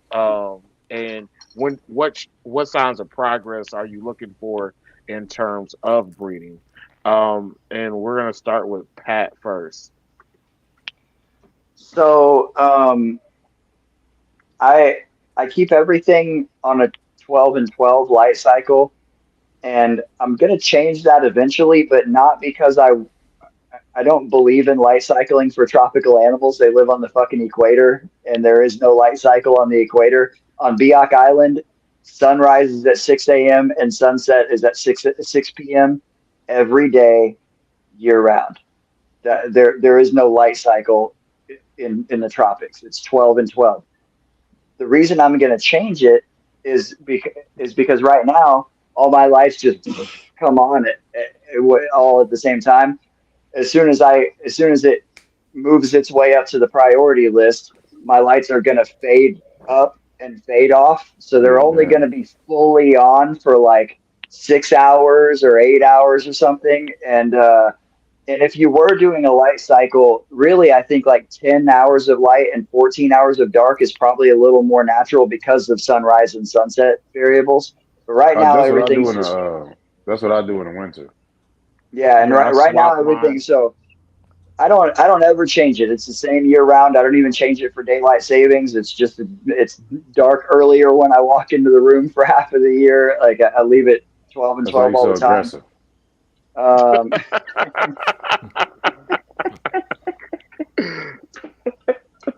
my Now I do have adults in two different spaces, and eventually this is going to be more uniform. And I'm curious to see if I'm going to get changes. And I have to be the first to admit I have way too many snakes, and consistency is an issue for me, and it's something I'm spending a lot of time and a lot of money to resolve this year, and try to get a lot more uniformity with my adults because I think it'll just really bump up. Uh, I think it will improve reproduction to the degree that I'll be choosing to do quite a few less pairings because I don't want to have that many babies. That's the goal that I'm leaning towards right now. And but as it How it stands, help? I did. I Yeah, just did. you got to get a I minion. I, I just did. He just started last week. All right. What's And his name? Zach, I don't know if he's listening, but his name is Zach Geldner. He actually works with me at work and is a reptile guy. And he's very young, but he's very experienced and super knowledgeable. And What's up, Jeff? but yeah, What's so up, Zach? with If you temp watching, what's up, cycling, Zach? I don't do anything other than drop the temperature for half of the year at night. That's the only temp cycling. All of my adult snakes everywhere except for quarantine, like everything that's not in this room. This room is on this, whatever the temperature of the house is upstairs, and everything is on back heated racks in here. This whole room is all rack systems. My hands are all over there. But it's all 6 and 15 quart racks. This room is back heated, but all the adults are all on ambient. The room next door, the whole snake house, it's all ambient. So they are low to mid 80s by day. Everybody is 82 to 84 degrees. There's some spots in the house that get up to 85 at like the peak, and some spots that don't get much above 80.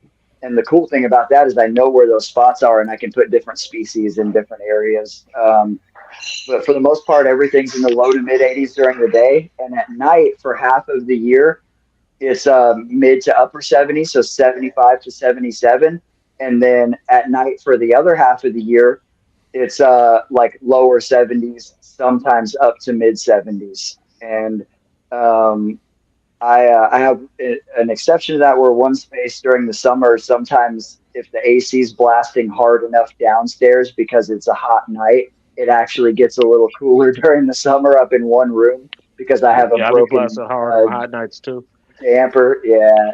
So I'm working on resolving that and getting the animals into a more uniform setting. But that's all I do for tent cycling is night drops, a few degrees night drop for half of the year. And but it's and honestly, of all the things that I can manipulate, the thing that gets me the best breeding activity and results is not a factor that I can manipulate. It's storms coming through. Yeah, I love Storms them are rainstorms. Yeah. I pair everything in concert with storms, and it's a huge factor. So I get a lot of breeding done in the spring and the fall. But the chondros, I have a lot of seasonal breeder species, but the chondros seem to go whenever they want to go. I have had chondros breed in every month of the year. I have hatched chondros in at least 10 months out of the year. I don't know if I've ever hatched any in November or December, but maybe. And yeah, and so the last little part of that, what am I looking for? Like I, I I have pairings that I plan, but then the animals have other plans, and a male like doesn't want to get with the girl or whatever. I don't base it on the males though. I watch the girls for signs of follicle development, and I palpate them with my hands for follicles. I'm looking for daytime hunting. I'm looking for cool seeking or perch changing. I'm looking for sometimes a little bit of swelling or a change in the way they perch, not just placement. When they're hunting really aggressively during and hunting into the day, that's a sign that they're looking to put on some extra calories and maybe kicking off a cycle. And sometimes they'll choose a cooler spot in the cage when they're developing follicles. And so when I see girls doing that, I'll start pulling them out and palpating for follicles. But I don't wait to feel follicles to pair. I'm a firm believer that the introduction of a male can actually set off the cycle. And so sometimes I'll just pair tentatively to see how the pair behaves. And yeah, and then so I'm just watching the ladies, and then I've got a male I want to use, and I got backups if that guy falls through. And that's how I do all of my pairings. And then I'm just I like to reintroduce. I like to pull and feed the females. I do frequent feedings for females. I move them to smaller prey items more frequently because watching their feeding response gives you a ton of information. What are some signs that? What are you looking for those females that they're giving you that they may be ready for a male to be introduced? Well, the things that I just said, it's just all the signs of follicle development. So the cool seeking, the daytime hunting, I'm just strictly looking for them to show signs of follicle development, and then I'm going to start trying males. And I sometimes use one male on multiple females. And if the girl's timing is lining up, if I want to use a male on two different girls and they both seem to be ready, I don't do one then the other. I'll go back and forth. I'll give the male a couple days of a break. Like I usually don't feed the male while they're breeding, but I like to feed the females small meals. Try to feed them mice most of the time, so they have no issues getting backed up. And I want to see what their feeding response does. You should get an increase in feeding response as they begin to develop. That will maintain as they're developing. Then you'll see the feeding response slowing down a little bit, and that's a good sign. And as they're getting real close, they may even hesitate or drop a prey item. And then when you get that hesitant one or the drop and then they take it, that next one's going to be the refusal. And then you get that refusal, and 3 to 4 weeks later, you're going to have an ovulation. Like doesn't always happen like that. Some girls will eat all the way through. It's really rare. But generally speaking, that's like the kind of the textbook thing. And so that's why I try to feed the girls every like 7 to 10 days, sometimes every 4 or 5 days. I don't have a schedule for anything. I'm busy as shit. I just make sure that I know that everybody's fed, and it's whatever works for my schedule. I may feed a snake that ate 3 days before, or maybe it's 10 days. I did that before too. I was like, oh shit. Yeah, it's just me because I'm feeding them with such tiny prey items that it doesn't matter. It's not about the calories. It's about me having more information for the response. And it's an abundance stimulus. You got to give those girls an abundance signal to know, so their system recognizes that they have the resources that they need to reproduce. It's called Long Island iced teas. Chris, we're gonna get to you now. All right. So Hey, you better slow down, Rick Ross. You better So slow it's- down. pretty Shit, pretty you know similar. I would say pretty know similar it. to Pat overall. I also know do it. night drop. I do a night drop year round, and then I lower it during the winter months here. So temperatures are pretty very similar in terms of the night drop and the general ambient. Ambient temp for most of the animals is low 80s to mid 80s, and then nighttime is generally high 70s most of the year. And then that drops down. The lowest I let them get, there's a few days here and there where it gets a little extra cold. It might get down to 68, but generally it's in the 72, 73 range for them. Emeralds are pretty much the same, in terms of temperatures. I do keep them overall warmer, particularly in the back room and then the ones outdoors. But and their light cycle is completely natural, so it's just whatever's going on outside coming in through the windows. I don't have any kind of external lightings or lights on the cages, and I don't. I might flick the room light on here and there, but for the most part, it's just whatever's going on coming in through the window, which I do think is they're clearly timing some of their behavior. The emeralds, anyways. I haven't done this with chondro, so I can't say for sure with them, but the emeralds seem to time some of their behavior pretty closely to dawn and dusk. I've seen with breeding activity, one of the most common things I see with them is just, right as that sun's starting to come down, the male will then, start making his moves, almost perfectly in sync with that. And then, same thing with at night. Yeah, and then right around midnight is also another, like around the midnight hour is probably another one that I see common when they'll Midnight engage. And then I thought I heard Chris say he'd come through the window like, bruh, man. let me get a sandwich. But the and then so that's how I do the emeralds as far as their light cycle. I don't have the chondros on as tight of a light cycle as that. I flip a switch on during the day, flip it on at night. I do have some light coming in through the window as well there, but it's definitely more erratic, and I wonder if it has any negative impact on them, just because it's probably more erratic than it should be. And it's that I think, like Pat, you were saying, I don't like the fact that it's like I'm flipping the light on and then they go from darkness to holy shit. It's probably jarring for them. I don't know that for sure, but it just seems like it would be. So I do that, and somebody then do that in the room with me. it's I don't like that. sure. So that's If pretty it's black, much. you hit the light. Well, I might throw something at you. So with the chondros, that's pretty much what I'm doing in terms of cycling, and then I fast them, so I food cycle.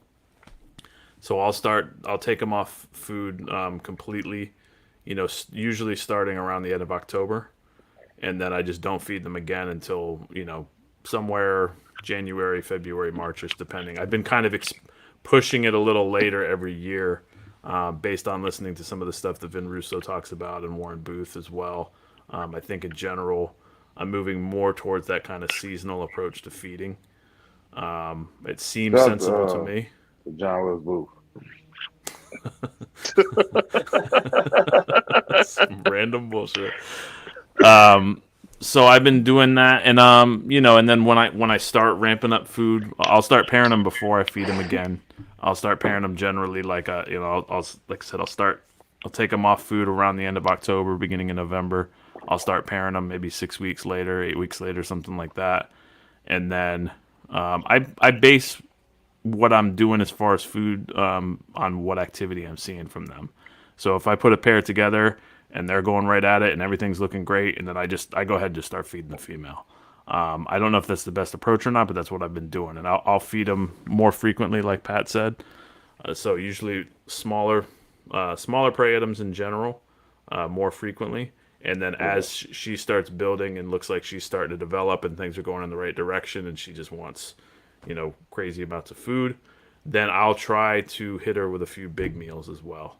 And by big, Yeah, I'll go big pretty work. big. So a medium rat, for So, like a 900 gram, black rat. biak.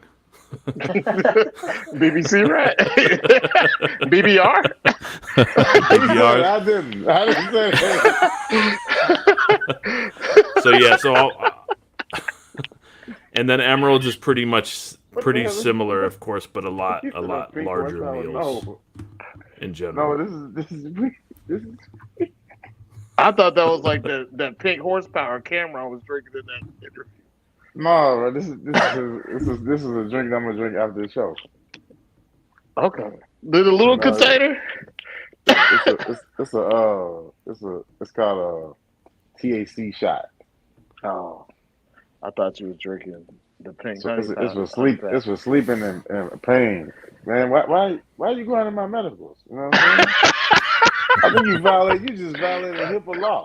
That's not a HIPAA law. You bought that shit at the gas station. I'm about to sue you. I'm gonna get some Texas lawyers to sue you. Don't do that. Just stop. And then in terms of like what I'm looking for, it's the same kind of things. Trying to see what the female's food response is a big one. And I've seen that. I was going to ask your opinion on this, Pat. So I've seen the same thing with both with chondros and emeralds, where one or at most 2 meals before the first refusal, they'll hesitate.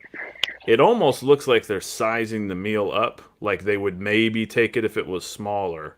Yes. I don't know if that's actually true, and I'd be curious to try in those cases. I haven't done it yet, but it'd be kind of interesting to see, if you offer it a whatever size you normally are offering it, that she hesitates, then go half that size and see if she takes it. Because it's what it looks like she's doing. I don't know for sure. Are you noticing that more with your emeralds than with your chondros? It seems that way. It seems they're a little bit more picky about that once they're getting close. There's a reason that I was asking that, because I've only bred emeralds once, and I can't. The female either ate once or not at all while post ovulation. But with Amazon, I've bred Amazons every year for the last 5 years, and some years multiple litters. And the females will eat while they're gravid, but they will not take full size meals. They'll only take the smaller meals, and they definitely come up. Corrales have that curiosity that like it's a specific thing. If you keep Corrales boas, it's the Corrales curiosity. It's a very specific thing that they all do. They come up, they just want to check shit out, and it's virtually impossible. I don't care how experienced you are. It's virtually impossible to distinguish that from defensive behavior in a lot of instances. Sometimes, you're like, it's tough. You're like, man, is this thing gonna bite me or what? But yeah, they come up and they check it out, and if it's too big, they won't take it. And so I think that's I agree. I think that's what it is. And here's an interesting little side note on that, because I do actually do some food cycling with the chondros. If the female has already bred for me before, I base it around that. So if she was a spring breeder, I'm going to do a winter fast. If she was a fall breeder, I'm going to do a summer fast. And I actually just kind of naturally, with the whole collection, and I'm speaking on adults, baby everything I hammer with food until they're 2 or 3 years old, depending on the species. Everything across the board. They eat heavy until they're approaching something that's a subadult. But with the adults, I do kind of a natural thing where I slow a lot of stuff down in the summer unless I need to be conditioning it for breeding, and I slow a ton of stuff down in the winter. So I've got all my US stuff, some of my Brettles pythons, my Gaboon vipers. So I've got animals like that they don't eat at all from November until March or whatever, and so I play like 2 different cycles. But with the one thing that I've been experimenting with, and I've switched it up recently, so I have to, when I have more information, I'll share more of it later. But Keith McPeak talked about the huge meal thing to try to stimulate ovulation in emerald females.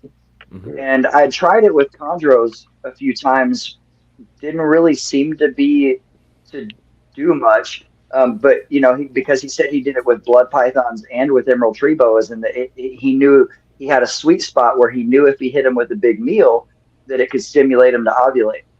The new, and obviously this has to be timed properly. And the experimenting I'm doing with it this year is showing that the timing is a factor. But Dennis McNamara was on MJ's show talking about his female basin that breeds every single year and has big litters every single year. And small litters, I thought. Oh, I thought he was saying she was having good sized litters. I could be mistaken about. I think it's just. I think she has small a litters fairly of big small babies. litter every year. Yeah, exactly. I think she has smaller litters of big babies, but it's been multiple years that may have been it.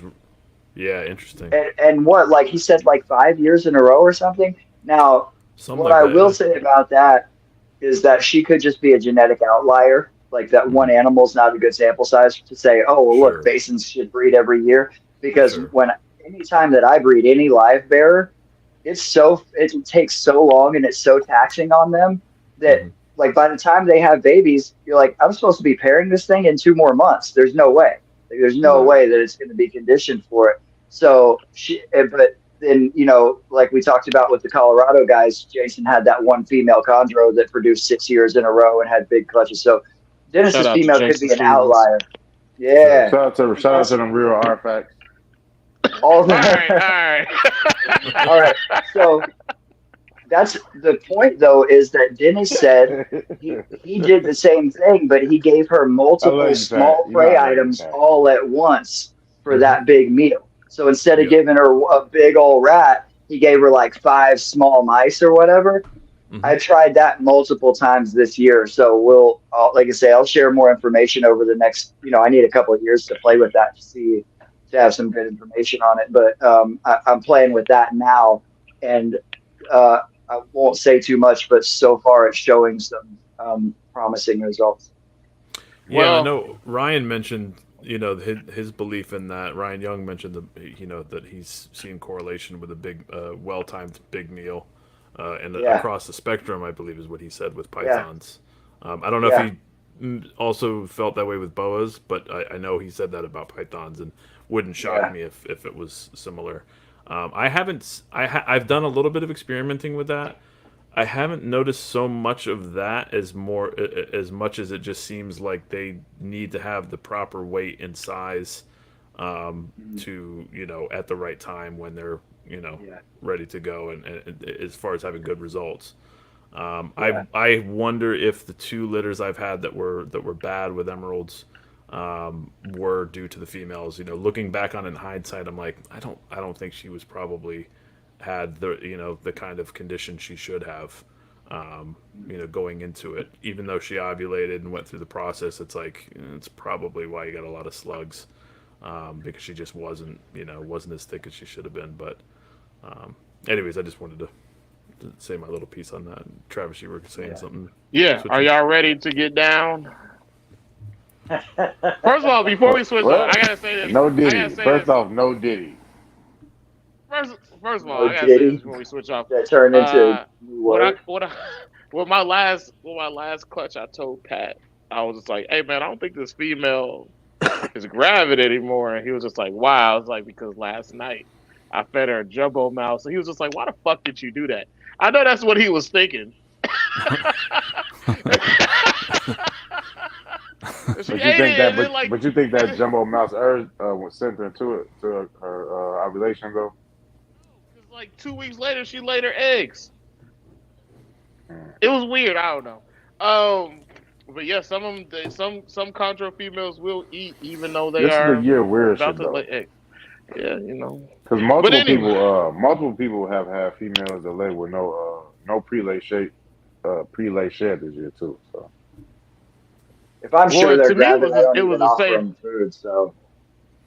Yeah, I stopped. Yeah, it was the same female.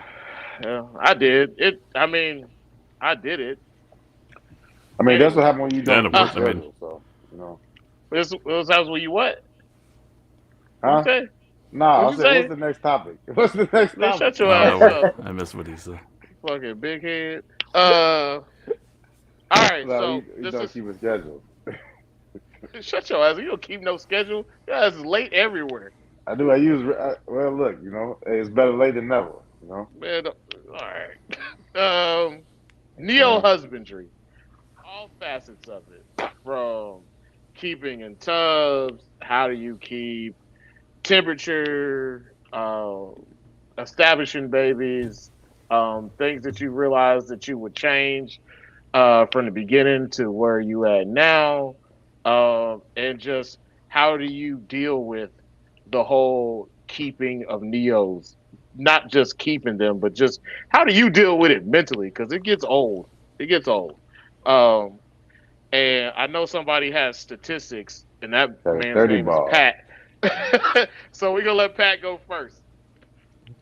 So I do have statistics, but there's one aspect of this question that I think should just be its own separate topic, which is what everybody came here for, which is the substrate Well, you're topic. gonna talk about it all. So What are you you're gonna talking start about, where man? we What is this? What is this?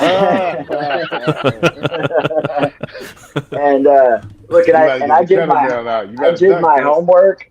This is notes that I took while watching your videos on YouTube today, Chris.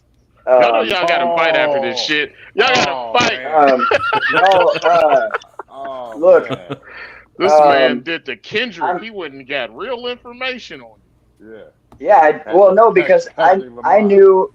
Here's the thing. This is not about like me trying to criticize or pick it apart. I've said this But publicly that's what you before, did, though. You and said I you got a and notepad. no, it's really not. You didn't see what's in the notes. It's really just talking points and a couple of things, and there are a couple of Okay. criticisms in there. But I've said this publicly, and I've said it privately to Chris. One of the things that stands out about Chris as a keeper is he is extremely he pays very serious attention to detail, and he records it and he shares it. He shares it with Yeah. excluding his Instagram reels. He shares it just for the sake of sharing information.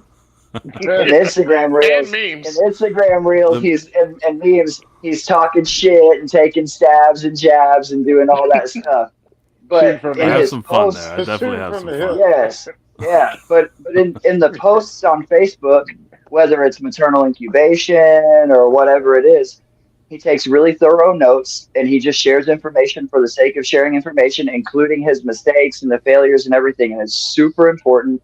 And I really respect it. And I love the way that he thinks, I agree. like in those terms.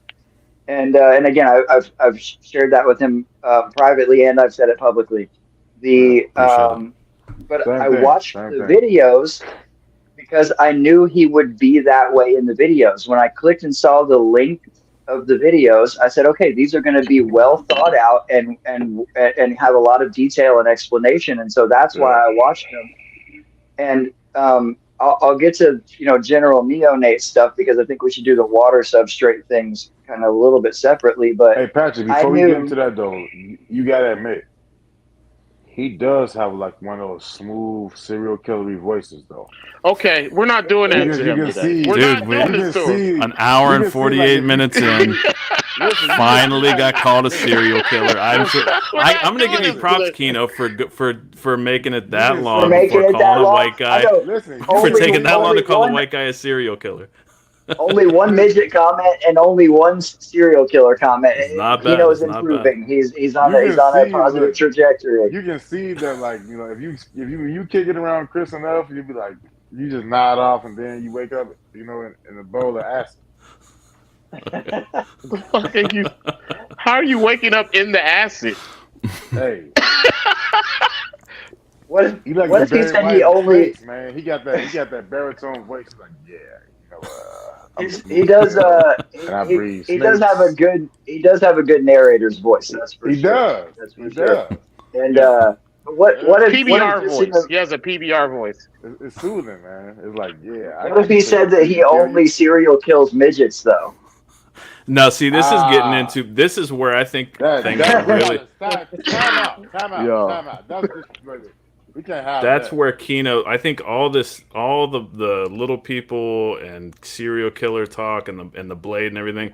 This is all projection from Kino. He's the one actually running a microblade. He's the one actually,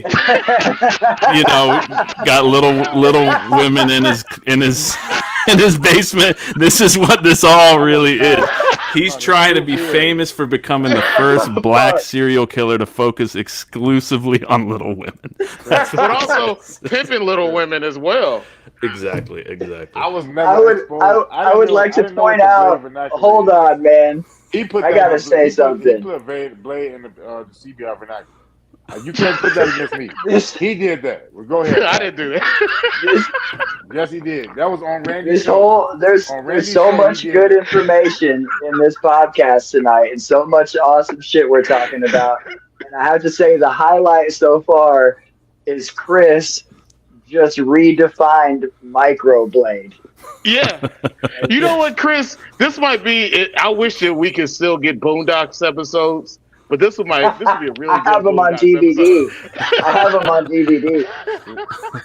This is wrong. I'm not trying to destroy the micro population. I love it. The microblade. You know what I'm saying? I want to add to it. So micros, look. Hit the number on the bottom of the screen in my R. Kelly voice. I'm making Kino t-shirts that say microblade. See, look at Randy. Yeah, they said he brought the blade up on your God damn it. I thought everybody knew what the blade was. I didn't know it was just me. That's not fair. You from Memphis, man. Come on, man. Whatever. God damn. But I will hold the serial killer title. I mean, Chris, yeah, you right. I do bring it up because y'all give me them vibes. By y'all, what do you mean? You mean all white guys? Yeah, all white guys. All white guys give the serial killer y'all vibe. Serial killing ass white boys. First off, Patrick, so listen, I never said it about you though, Patrick. This is what we have established. That Kino watches Silence of the Lambs over and over again. Pat watches Black Hawk Down. I never said that about you, Patrick. Come on now. I never said you was a serial killer, Patrick. Yeah, I think you have said I was a serial killer. No, I'm pretty sure. I don't think you said that before. I'm pretty sure. All I said was that you go to them. You like the main one at the the metal concerts. You crowd surfing and all that. I never said you killed people though. No. Puts the lotion on the skin or it gets the hose again. Hey, if you stab a midget to death, do you use a microblade to do it? Yeah. Do you use an X-Acto knife? That's a question. That's a racist. question for Peter. That's racist. That's not a race. I'm gonna defend my midget. I'm gonna defend my micros. God damn. Shout out to the little people. I stand with y'all. So it will. He's busting out the micro Jordan too.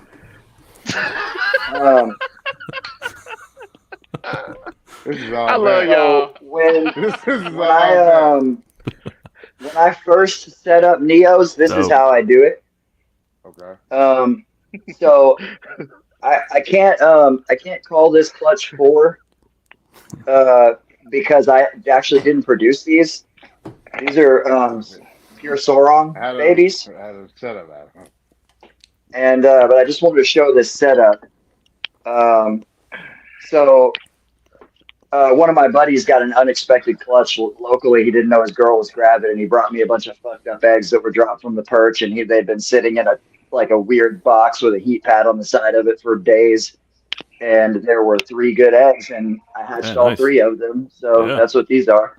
And they're all classic Sorong. They're beautiful. Anyways, so that's how I set them up first. Is I put the whole clutch together in a 6-quart with damp sphagnum moss and a little 3D printed perch and a water bowl right in the middle.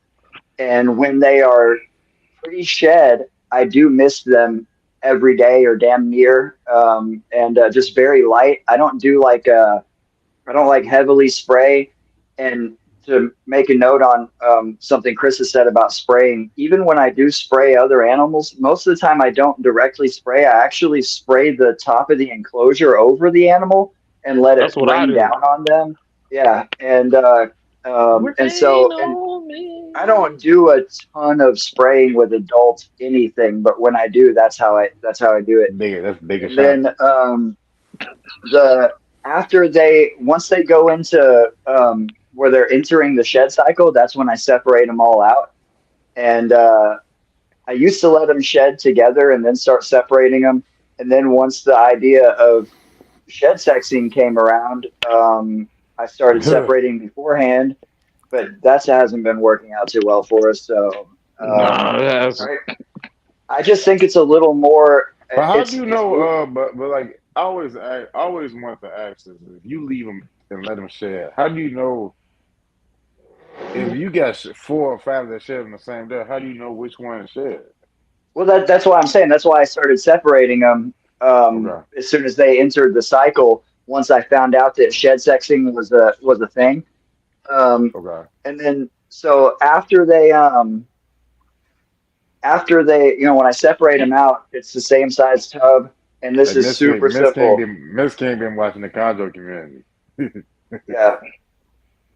So that's just it's literally I don't even have anything holding the perch in there. It's just the hanger that's cut to just sit into the corners of the tub, and that's it. One coat hanger, 1 8-ounce deli cup, and 1 sheet of the Bounty, the extra wide Bounty paper towel, so that they come up the side a little bit as well. I found out I just recently started using those. They're a little bit wider.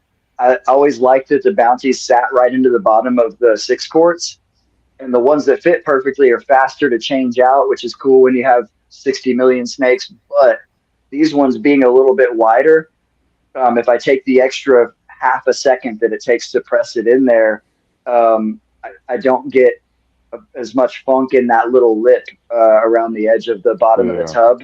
And when I'm cleaning tubs, I keep stacks of clean tubs on top of the enclosures, so they're just ready to go. And when a tub is soiled, I pull it down and I stack those up, and I spray a little bit of bleach water into them, like when I set them aside, and then I wipe them out and put them in the dirty stack, and I batch clean dirty, so they get an initial disinfection. Then they go into the bathtub, and I let them sit. I fill them up with water and let them sit for a minute if anything's dried out, and then I just scrub them with dish soap. And those tubs have all been sitting for days before I get to them, so a lot of stuff just dries out with the bleach water and dies, and then they all get scrubbed out and they go into I dry them out fully, air dry everything, and then they get stacked up back on top of the rack. So it's just a cycle where I batch clean tubs. I check on the babies 4 to 6 days a week. It kind of depends on what I've got going on. Every Monday night or Tuesday morning, depending on what my Monday night looks like, I change water and paper on all of the baby chondros, no matter if it's soiled or whatever. So once a week, everybody gets changed out no matter what. But I also change them as needed throughout the week. So if paper or water is soiled, it gets changed. If a deli cup just has a tiny little bit of urate floating in it or whatever, I'll rinse it out and refill it. But if they shit in it, or if it's getting that film or any of that stuff, it gets recycled, and I put a new one in there. I buy deli cups 500 at a time and just do it like that. So they potentially get their water changed 4 to 5 times a week. It depends on, again, what my schedule is like. And we can revisit this on the water substrate thing, but I'm going to throw out there that while some animals, Travis and I talked about this, some individuals have a propensity to shit in their water. It's not like a common thing across the whole collection. It'll be like this one snake really likes to shit in his water. I came in and took this count when I came in today. This is a rare that I just was busy last night and then had a whole bunch of stuff going on this morning and decided to put off cleaning the baby chondros until tonight. I had not touched them since Saturday morning. Like literally nothing had been done in here since Saturday morning. and it's very rare that goes that long in this room. Yeah. I have in this room there are 28 babies from this year, 30 from last year, and 13 from the year before. So there's 71 green tree pythons in this room, and 2 of them had a little bit of urate floating in their water bowl. 2 out of 71 that haven't been touched since Saturday. So how many total just urates and defecations? that's actually a great question, and I wish that I had marked that down. But over a third, but less than half. Okay. I didn't actually do an exact count, but I as I was going through, I didn't think you would actually ask me, but I thought Chris would be paying attention to how many of these actually shit. So, but yeah, so I would say approaching 50% of them, definitely over a third. So probably around the 45% had some type of defecation. Cool. So especially the younger ones. The younger ones, they drop urates very frequently. Yeah. You know, it's I want to count your shit. Yeah. So yeah, and that's how I raise everything up, and then they I want to check your bowels. He knows working on. He's training his voice for the what he's going to be saying to his women later. You talking my Chris voice? My Chris voice? He's practicing right now. Yep, he's rehearsing right now. This is fucking disgusting. You should clean out a hog. Hell no. You keep that down. That's mine.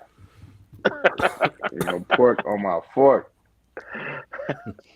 All right, so let's get into it, man. About let's talk about the water substrate. Yeah, why is water substrate better because I use them than paper towel, Chris?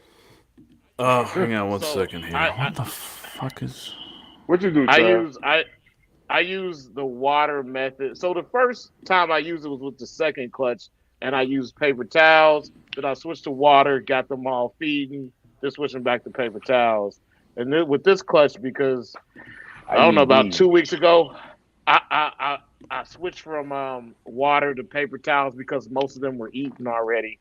So I just switched back to paper towels. And one thing I will say about it is, like, it's easier to see with the paper towels if you start having, bacterial issues or things like that. I do think it's easier to see it with the paper towels. I will say that. And if you have water, man, if you have water, you're changing the water at least every other day, if not every day. Yeah. I do these paper towels. Good old paper towels. I'll be on the paper. Oh, snap. You turned into a green screen. Oh, snap. Yeah, that's that serial killer shit right there. Transform. Who's his background? Man, I got some technical shit going on here. This is. I had a little goofy thing planned. I don't think I can get this right. Changed too. It got more shit. Yeah. Can I not present files? Is that like a? Is that a rule? Like, can you not allow? You have to allow me, and I'd have to show it. Oh, okay. Well, then that fucks the whole thing. So. Like, I think you gotta send it to me. But it did look cool. You did kind of look like the bad guy from Ghostbusters 2. He did. In the painting. Vigo or whatever in the painting. Yeah, you look like. How you do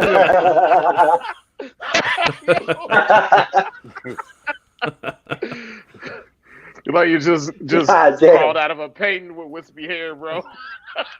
Or that dude from Scary Movie. Or that dude from Scary Movie with the hair. Look, this may be an unpopular opinion, but Ghostbusters 2 was better than Ghostbusters 1. I'm just saying. Facts. It's better than Ghostbusters 1. Yeah. The graphics was a lot better, too. Yeah, because Have you seen the new one yet? Great job in that role. Chris did a good job.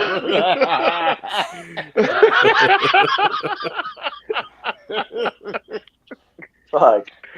Hey, Chris, how you do that, though? What'd you just do?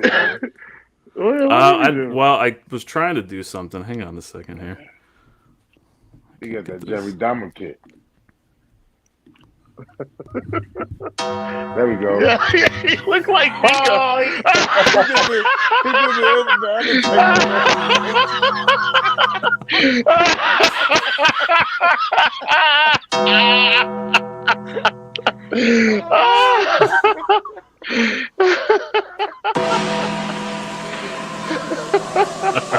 right, that's enough of that bullshit.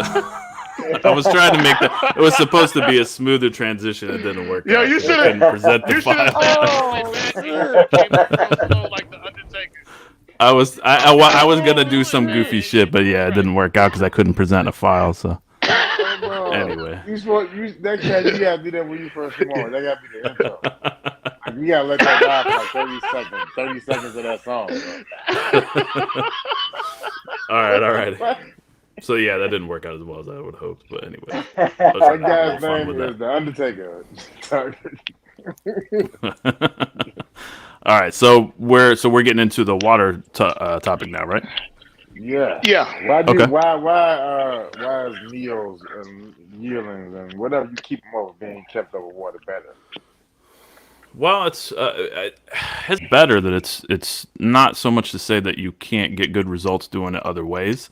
The reason I prefer to do it is just it's a very straightforward, simple way to maintain the two important parameters that I see for really for all ages, but in particular for the juveniles, which is good, stable, high humidity and clean, fresh water to get them to drink.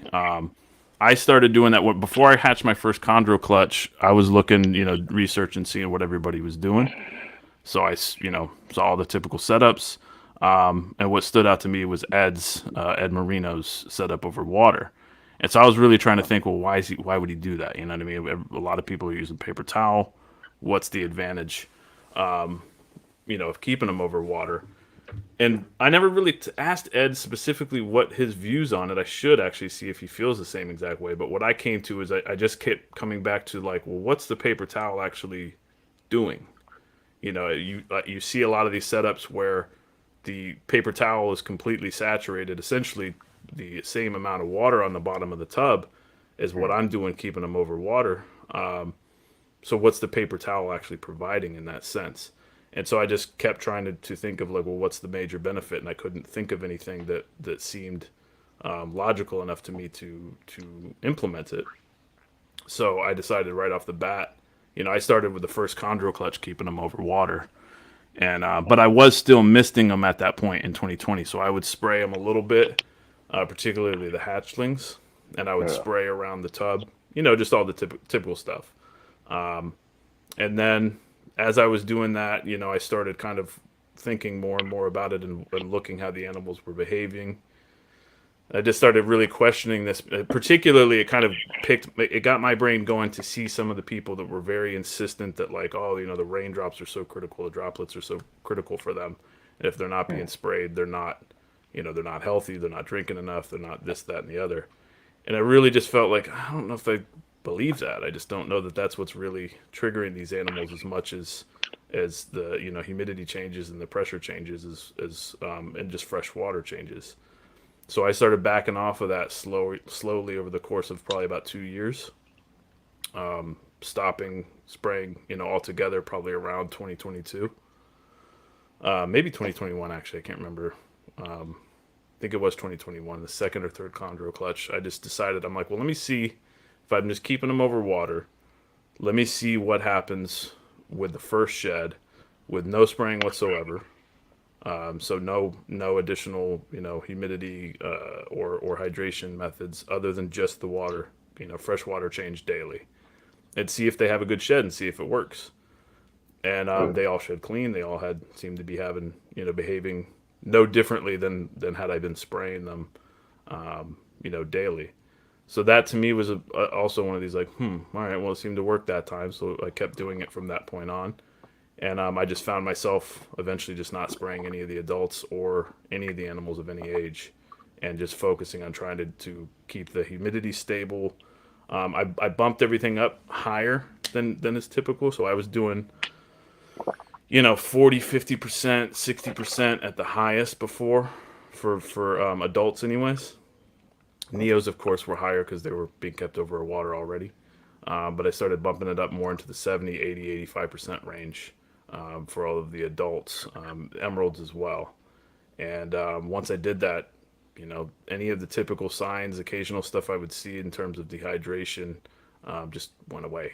The stuck sheds weren't an issue anymore. I don't have an issue with animals getting constipated, and I don't have an issue really with activity either. And I think that that's primarily because if you're changing the water frequently, that's something that stimulates them to move. And then, I'm interacting with them a little bit daily. I don't handle stuff that much. Might seem like it occasionally from some of the videos, but I really hardly ever handle anything. But I will, go in there. I'll kind of mess with them a little bit, just get a response, interact with them a little bit. And I find doing that usually, piques some interest of them. They'll move around a little bit more. And and so the more I've looked into this over time, the more I feel confident about the water droplets. Although sure, it's another trigger, it's another stimulation, it's going to get them moving like anything else would. I'm just not convinced that it's really what it's made out to be, particularly by a few of the kind of overnight gurus in the Emerald community, which I've obviously alluded to a few of them before, with the jokes about spray Illuminati and this kind of shit, because it irked me because it's like, again, you're going to come into the scene and make claims that nobody knows what they're doing, nobody's doing anything right, everybody's been doing anything wrong, nobody has success with the species. It's almost scientific. The magic. What do you mean? You're saying? Go ahead. Just keep going. Okay, all right. So like, I've some of that stuff. That's why I've made a lot of the jokes about that shit with the spray Illuminati and now the fruit Illuminati stuff. It's, a lot of that actually stems primarily from Joe Monahan, specifically. But which fucking Joe. But if we get into it, we will later on. I don't know if we should, but like Illuminati. Joe, of course he irritates the piss out of me, just like most people. But I gotta say, I don't think he gets a fair rap compared to people that do essentially the same exact thing that just have a bigger name. You know what I'm saying? Yeah. So I gotta give him that. And he gave me a pretty funny insult the other day. He called me a tiny turd swimming in the pool of life or something on a comment. It was pretty funny. I had to give it to him. It was funny. He made you reevaluate your life after that. It was hilarious. It was pretty damn funny. It was pretty funny. Joe Monahan is I don't like. I'm not a fan of people. He clearly enjoys the drama, or he wouldn't choose to participate in it as frequently as he does. He likes talking shit to people. I don't fuck with people that are disrespectful, and he is sometimes disrespectful, and I dislike that. I do like that he thinks outside of the box, even though sometimes he goes to unnecessary extremes to challenge conventional stuff. And when you pass that tipping point of challenging something just for the sake of it versus any kind of like logical basis, that's when you're kind of fucking up in my book. But I do like some of his ideas, but he's one of many people that do outside of the box shit. And I like it because I'm just going to sit back and watch, and I'm going to pick through, and I'm going to learn a couple of things vicariously while you make the mistakes and do whatever else. But the last straw for me paying attention to Joe Monahan talking about natural stuff was when I found out he's a vegan. And I was just like, oh, I can't listen to anything you say anymore, which I realize that's very prejudiced of me. No, I know what you're saying. I hear where you're coming from. But, it's what you got against vegan? You're preaching all this natural stuff, and you, because veganism is the most, of all the extreme diets, veganism is hands down the most unnatural human diet. Vegans will argue about that, but it's just a fact. Like, not humans are omnivores. All the extreme diets are not proper. But veganism is not about human health. It's an ethical thing, and it has political underpinnings, and it's a cult. It has nothing to do with human health. It's an ethical thing. Anyways, is it like Liver King? Yeah, that dude's a fucking nutcase too. But he was faking it. He was on roids. Yeah, I was gonna say, didn't he get exposed for he was doing all sorts of shit, wasn't he? He got exposed, but it's a joke among anybody who knows anything about fitness, about PED use, any of that anybody ever thought that dude was anything other than juice to the fucking gills. He was spending 12 grand a month on a list of shit that he was taking, and how anybody could look at him and think that that was a natural human body. It just is like beyond me. I don't understand. Like, He had the '80s. He had the '80s action star body. Just like, boy, that's all roids, boy. Get his Arnold, Yeah, he looked. get his Arnold Schwarzenegger on. Yeah. I didn't know shit about that guy, but when I first saw something about it, and it was the claim that he was just, that it was his diet, I'm just like, this dude's fucking looks like a hot dog. Like he's got like the skin of like a hot dog at 7-Eleven that's been sitting there all day. He looks like he's about to explode. Your skin look weird too. Yeah. It makes your skin look like so to get your physique. Yeah, that's called the trend tan. What's up? So to get your physique, you wasn't eating like raw bison testicles? No testicles. No testicles. No raw liver. None of that wild shit. I just move a lot. You ever ate cooked testicles? Cooked bison testicles? I've actually never eaten any kind of testicles. I'm not 100% averse to maybe sampling some type of ruminant mammal testicles. Cooked bison or whatever, but they call them Rocky Mountain oysters. Yeah, I'm aware. I'm just waiting. I know Kino's winding something up. I'm just waiting. I feel like he's trying to set you up for something. I'm just waiting.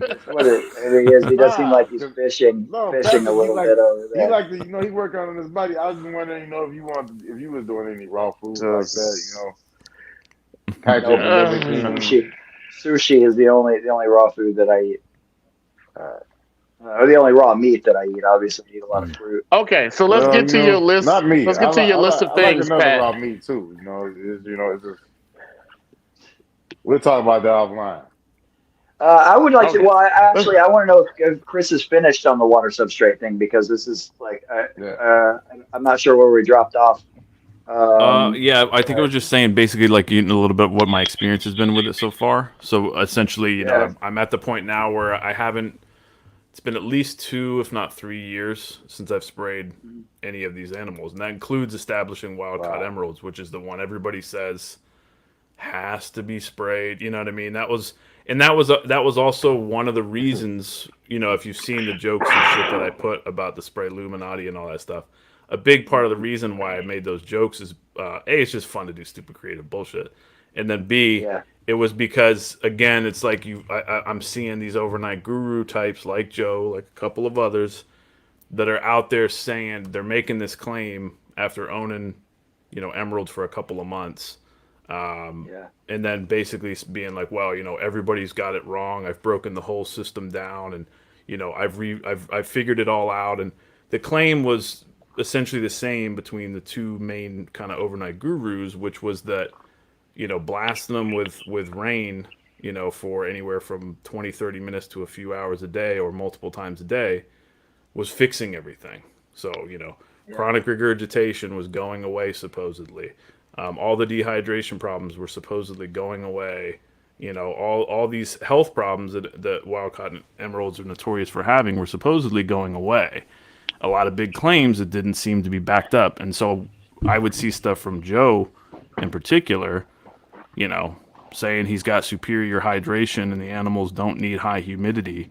And yet he's, half the pictures that he's posting of different emeralds and chondros, these animals have stuck shed.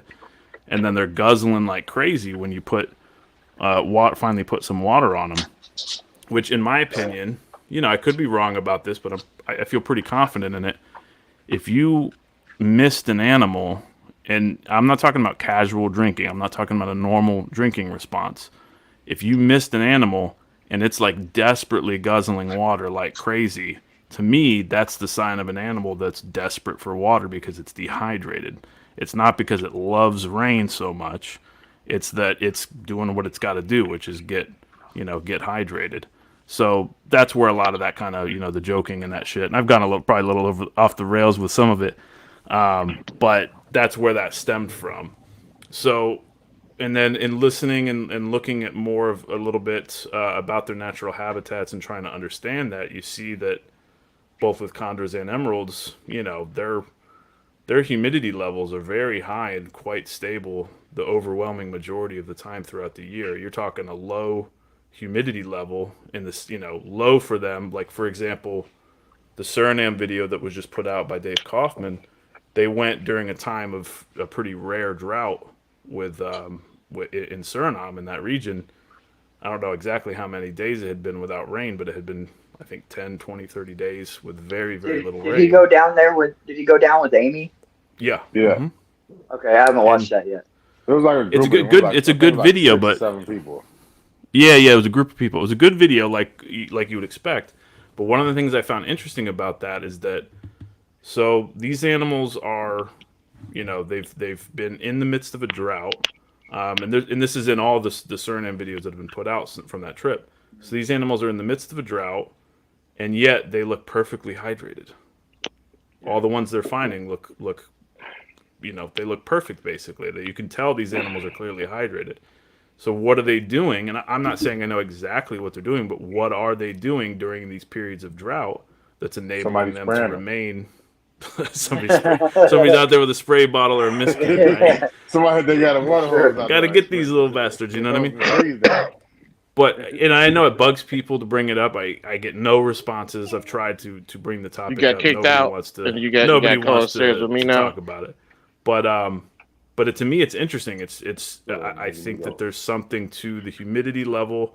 I don't know for sure if they're taking in water particles via inhalation. Like there's the theory that that's going on with the chameleons. The more I look into it, the more I think about it, the more I observe what I'm seeing. It seems sensible, even down to the specific fogging aspect.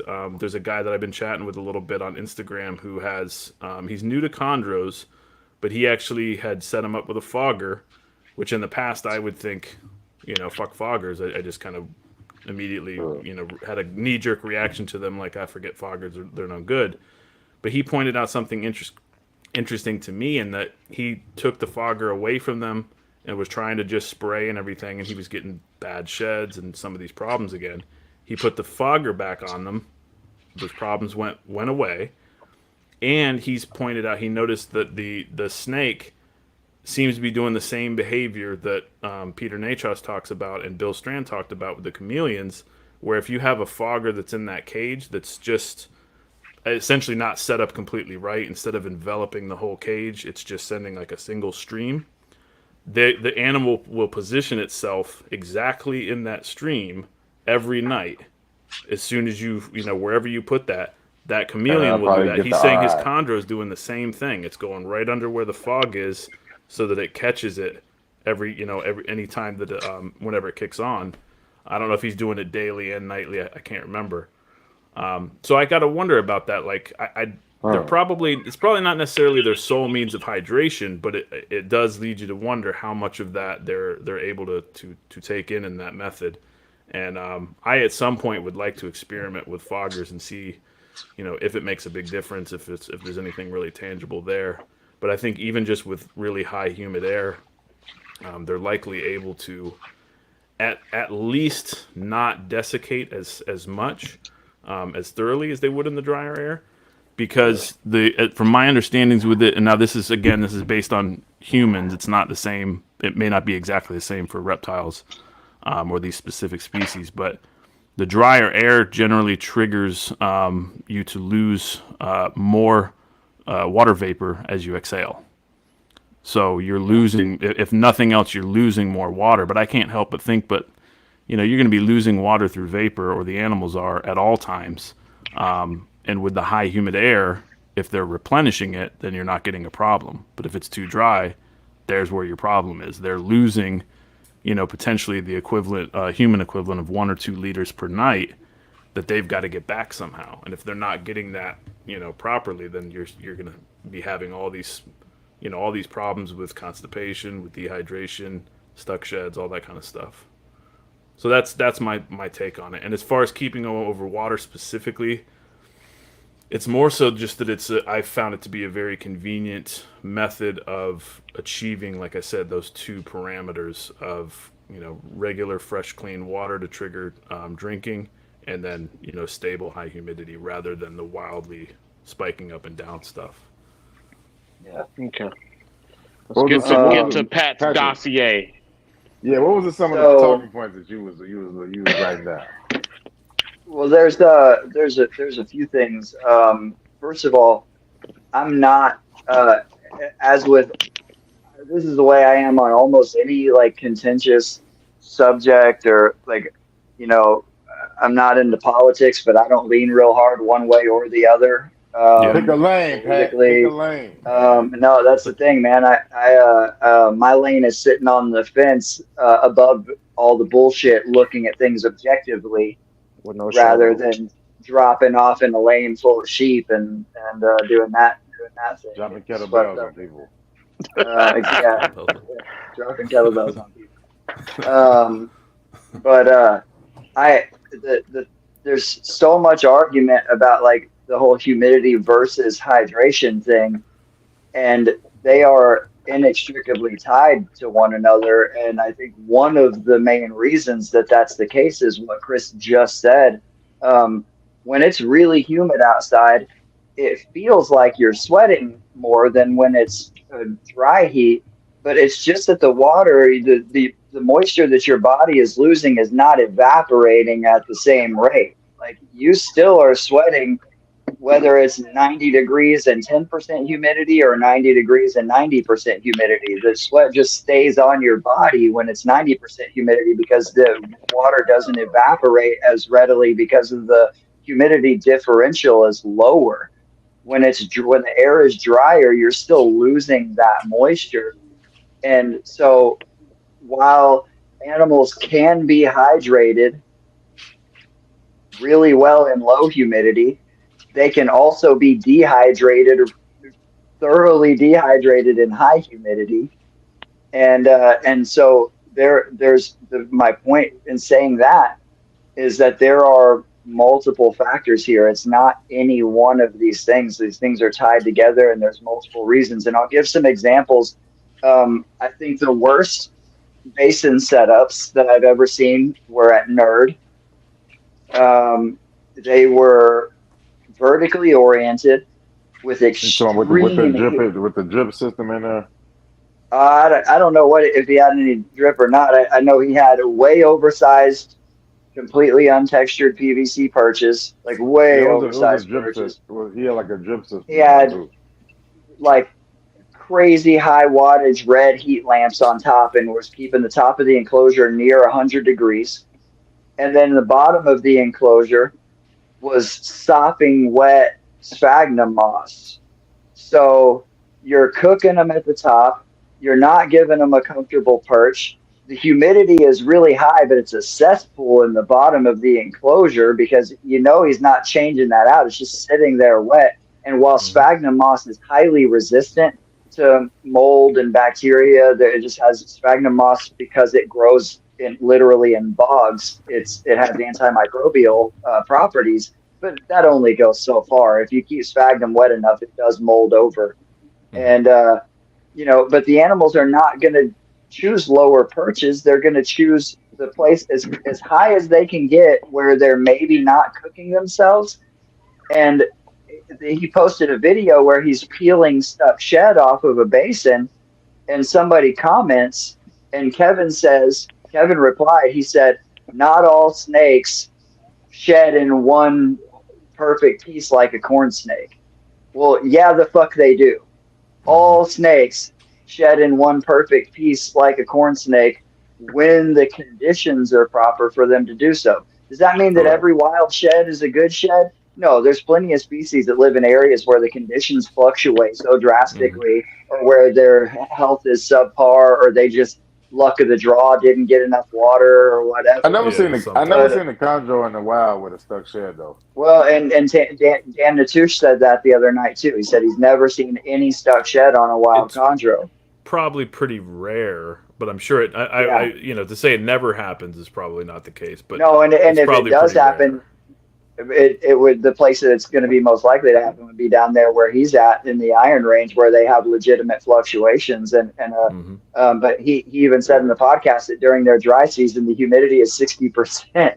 Yeah. So, but it legitimately dry down there, but still has a decent relative baseline relative humidity in the areas where we get our chondros from. I like using Biak as an example, just because I've read a bunch of stuff about it, and because it's on the equator. But it rains every day in the dry season. It just rains less than it does in the rainy season. So, which that in and of itself is why I don't see problems with misting when it's done properly. But certain animals, and it's not species to species as much as it can be individual, certain animals have a stress response to it. They can be conditioned to it like they can be conditioned to anything else. You mentioned the getting blasted in the face with the lights coming on. Mm-hmm. Because I don't feed with a headlamp, because I turn the lights on to feed, the snakes in this room, they go nuts when I turn the lights on. They're like, "What's up? It's on!" And because they're conditioned to it. And anyways, I do prefer rain style, and I don't miss a ton of stuff except for my Tropidolaemus vipers, my Wagleri and Laticinctus. That's how they like to drink, and they just don't like to drink from bowls. Every once in a while, if I spray the water in the bowl and they're close enough to it, like if I drip water into the bowl, sometimes they'll drink out of it. But anyways, with the chondros and the emeralds, as adults, I only really spray them if they're going into a shed cycle, and only if they look like might not complete that shed cycle. If you have enough experience, you can see that. And that only happens during the winter and the summer here, because I'm running a furnace heater during the winter, and then sometimes during the summer the relative humidity gets low.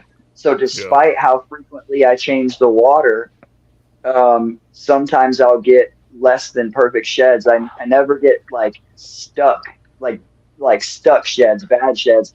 I almost never have had to soak any chondro in my collection for shed. And when I have, it's been a couple of younger animals that were not the most robust, like juveniles that weren't feeding well or whatever. Babies I was getting going. I almost never had to do that. With adults or anything, if I see, a lot of times just one piece, like that piece gets stuck on top of their head, and then that fucks up the whole rest of it, right? And so you get the strip down the neck or whatever. Anytime that I've seen that, I just spray the shit out of them, and they get it off on their own that day. And that's because of the humidity increase. They're not gaining hydration. I think you mentioned that in your video on soaking. Mm-hmm. And that's the point I wanted to make there with the spraying, because I think people have a tendency, because of what I've, obviously part of it's my fault because I've made a lot of jokes about spraying, so it makes it seem like I'm really like fucking hardcore against it. I'm hardcore against bullshit claims about it, that it's the magic key to everything, and that that if they don't have it, that they're unhealthy and they're unhappy. Because I can tell you right now, I'm working with a lot more emeralds than most of the people that have been making claims like that, and I've been working with them longer, and they don't get sprayed at all at any age, of any origin, and they're in better shape than most of the people that make these claims. So that's where I come from on that, as far as the spraying, and from the point of spraying them for the sake of mostly for hydration. I disagree. At least with emeralds and chondros. I'm the venomous animals that you're talking about, I can't speak from experience on that, but the majority of what people do are accomplishing when they're spraying it is raising the relative humidity. But you can do that a number of different ways. So if you can do that in a different way, the spraying isn't actually the requirement, and it's not what's actually necessarily like the magic bullet. It's just you got the humidity right. You got their humidity where it needs to be. And I think the underlying element of that just doesn't get talked enough about is that, if the humidity is not high enough, if it's not right, what's actually going on with the animal? And it's what it seems to be at the very least is that they're losing so much water in the process of exhalation that it's not getting replenished. And then, that's a bad cycle that's going further and further. But I think I am leaning heavily towards the idea that they are at least partially hydrating via they're breathing in the humid air and the fog. Well, I know they I think definitely lose it that way, and I haven't decided. I'm still not sold on that, that they're breathing it in, but it's certainly well, I kind of think about it like in the It's a weird when concept to you're try to get your head around because it doesn't really go with what we think of in terms of hydration. well, I think that's part of it. You know what I mean?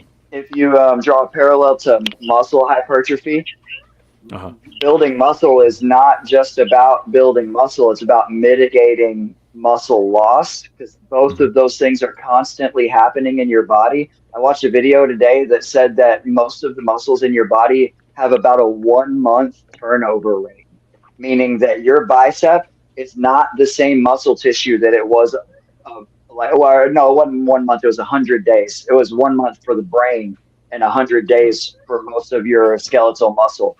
The muscle tissue in your leg is not the same muscle tissue that was there 100 days ago. That's crazy, right? Yeah, yeah. So it's not just one or the other. That's what I'm saying. Yes. They're inextricably tied. You're mitigating loss while creating a gain, and with the hydration. So I think it's both. that's what I I'm think saying. It's both. I think region definitely plays a role. I think if you're in a state where if you got like 78% humidity as opposed to a state where it's 20 to 50, that's going to play a major factor in how you can keep them. Mm-hmm. Sure. And I also agree with the breathing part of that too, the breathing hydration. And that's I'll take that to my asthma, the personal part of that. There's been some times where I've taken my spray after a super good workout or something, and the spray didn't work fast enough. I would go in the bathroom, turn a hot shower on, and it would just get real steamy up in there. Mm-hmm. And just breathing that humidity in would help me breathe. So Mm-hmm. I think that may have something to do with it. Yeah, I'm not, you know. yeah. I'm not. I don't. I don't claim to have a full enough understanding of all the mechanisms at play to fully understand it. But if you think about some of the points that were brought up by Peter Natras on it, specifically something like nebulization as a method of delivering medication, Yeah. our as I understand it, our lungs are capable of taking in those really, really fine particles of Yeah. fluid and I resorbing them agree. and distributing that throughout the body. So But yeah, there seems to be a it's mechanism like, that works. yeah. But Yeah, well, yeah, you got being tiny able little to. blood vessels Mhm. in nasal cavities of the lungs. That's why you can snort and smoke drugs and get high immediately, because it gets right into the bloodstream that way. Yeah. There it is, people. Powder Yeah, hydration. man. Powder Yeah. hydration. Cocaine hydration. That's what we're. Yeah, that's powder hydration. There we go. So, you mentioned the venomous stuff. That's one of the things that I have written down just as like kind of an opposite example of what we're talking about. My buddy Alexander England, he's got probably the coolest viper collection in the world. Yeah, Anybody who his keeps shit venomous is stuff, dope. Yeah, yeah, I love his yeah, account. everybody I knows don't who he keep. is. Yep. It's what Yeah, is and it? so Rory's dad 27, I think, on yeah, Rory's Instagram. dad 27 on Instagram, and Hmm. he has, in my opinion, the coolest viper collection on earth. He's a good friend of mine. He's got a ridiculous collection of arboreal vipers. With very little exception, with his neonate vipers, he does no spraying, but Hmm. he also keeps them in completely dry enclosures. Here's a really interesting thing: baby squams. Uh-huh. If you spray their cage down, they get wheezy the next day. They start throat Interesting. puffing and they get wheezy. And they're a tropical species, or at least subtropical, where their range crosses the tropics. So it's really interesting. And some guys call it RI, but the thing is, if you dry the cage back out, it goes away. So it's only when it persists that I think it turns into an actual infection. So I think maybe it's like an inflammatory response or something to the humidity. That But sounds a bit. It's not. Sorry to interrupt, but just before I forget the point, that sounds a little bit like yeah, one of the things that Peter was talking about with regards to uh-huh, inhalation, is that the uh-huh, the particle size of the water makes a huge difference. So Yeah. and also the temperature as well. So again, I might not remember every detail of this specifically, but or correctly rather, but the fog, the size of the water particles during fog at that lower temperature is able to be resorbed by the lungs and inhaled properly and gets distributed correctly. Whereas extreme high humidity during the day, I believe, if I remember correctly, it's that the water droplet size is larger, Changes. and there's water's hold the there's more water being held by the air at the higher temperature, but it's more than you can than the body can intake.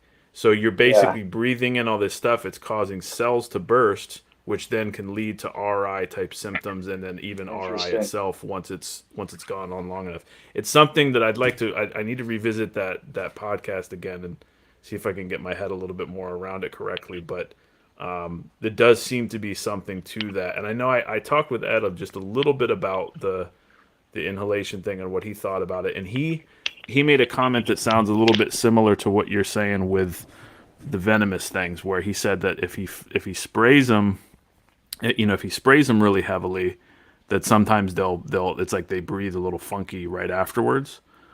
But that there's a very big difference between the spraying the cage down with water versus the fog.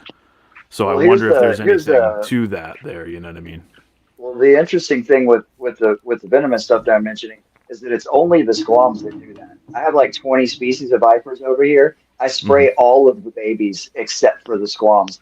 But Alex doesn't really spray any of his babies. Some of the tropical species, he'll spray them a little bit when they go into shed, but just a really light misting. And he says just a little bit of ambient humidity that he gets from the water bowl, and they just learn to drink. And so that's kind of the other side of what we're talking about. So my point is that this can be done multiple ways. And I know that you've never said the water substrate thing is the only way or whatever. And it's very easy for me to just attack the water substrate thing and talk a bunch of shit about it and whatever. And I know you guys have heard me go on rants about it, and I do feel pretty strongly about it. But all that being said, I think the way that you do it and the reasons that you do it, I want to stop and see what Brian is saying on here.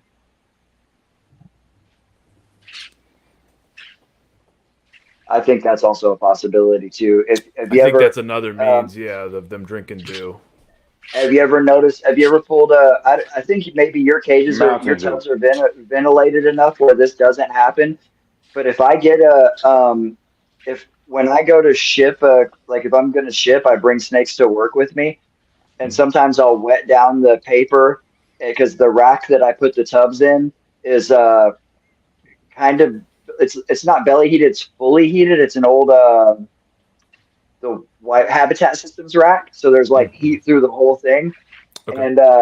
And I'll pull out an animal to photograph it before I ship it out, and it'll have water droplets all over its eyes and face. Just its whole body has these tiny little droplets all over it because the tubs I put them in are ventilated, but not heavily ventilated because I don't keep any of my stuff at home super wet like that, right?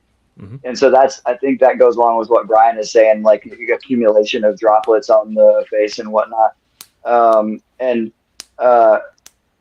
So Brian and I, I'm putting him out there a little bit because usually I don't bring up private conversations. Brian's one of my reptile besties, and we talk about this stuff a lot. And he and I like to, in private messages, talk shit about things that people are saying and whatever. And we said about you, Chris, we were like, people in Florida shouldn't be allowed to make comments on humidity.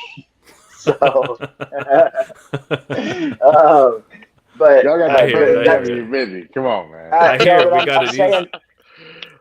I'm saying that because of what Kino said earlier, just a minute ago, about where you're at is a huge factor, and where I'm at, right now. It's been raining off and on for weeks, and my yard is a swamp, and there are baby toads all in my yard right now, and standing water and crawfish mounds and stuff. It's humid as fuck outside, but in the room that I'm in my baby room, it's 54% humidity, and that's because the HVAC dries out the air. You know, it is 77 degrees and 54% humidity in this room right now, and it feels a little bit muggy to me in here because it's 70 because it's 77 at that humidity level. But anyways, it can really dry out in here. Real quick on that, I think that's one kind of misconception I think with Florida keeping. If you're keeping it outdoors, of course it's different. The one I have, the ones I have in the outdoor building, of course they're getting high humidity pretty much all the time, except for the winter. But in here, most of the time in the house during the day, for most of the year, it's comparable to what you're saying. It's in the between 40 to 55% range. The back room is a little bit different because of the situation going on back there with the windows, and then the door right there is constantly being opened, and there's a little more airflow, and it's probably a little overall. There's some plants back there as well, so it's a little bit higher, maybe 55%. But it's not like the whole room is 80-90%. It's their cages are conditioned that way. Outdoors is different because I have them in highly ventilated tubs, and they get they're very, very humid because they're getting whatever's going on there naturally, plus being in a tub as opposed to a screen cage. And that's something if I kept outdoors here, especially after seeing what some of the people are doing and some of the mistakes that are being made, I would probably not do full screen cages. I would probably do some hybrid caging. Interesting. You got to be careful. I would like to do screen.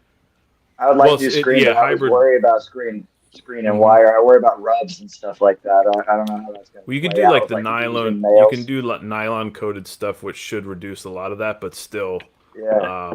By hybrid caging, I mean more like what some of the chameleon guys are doing in terms of, at least having the top and the front be screened, but the sides maybe blocked out.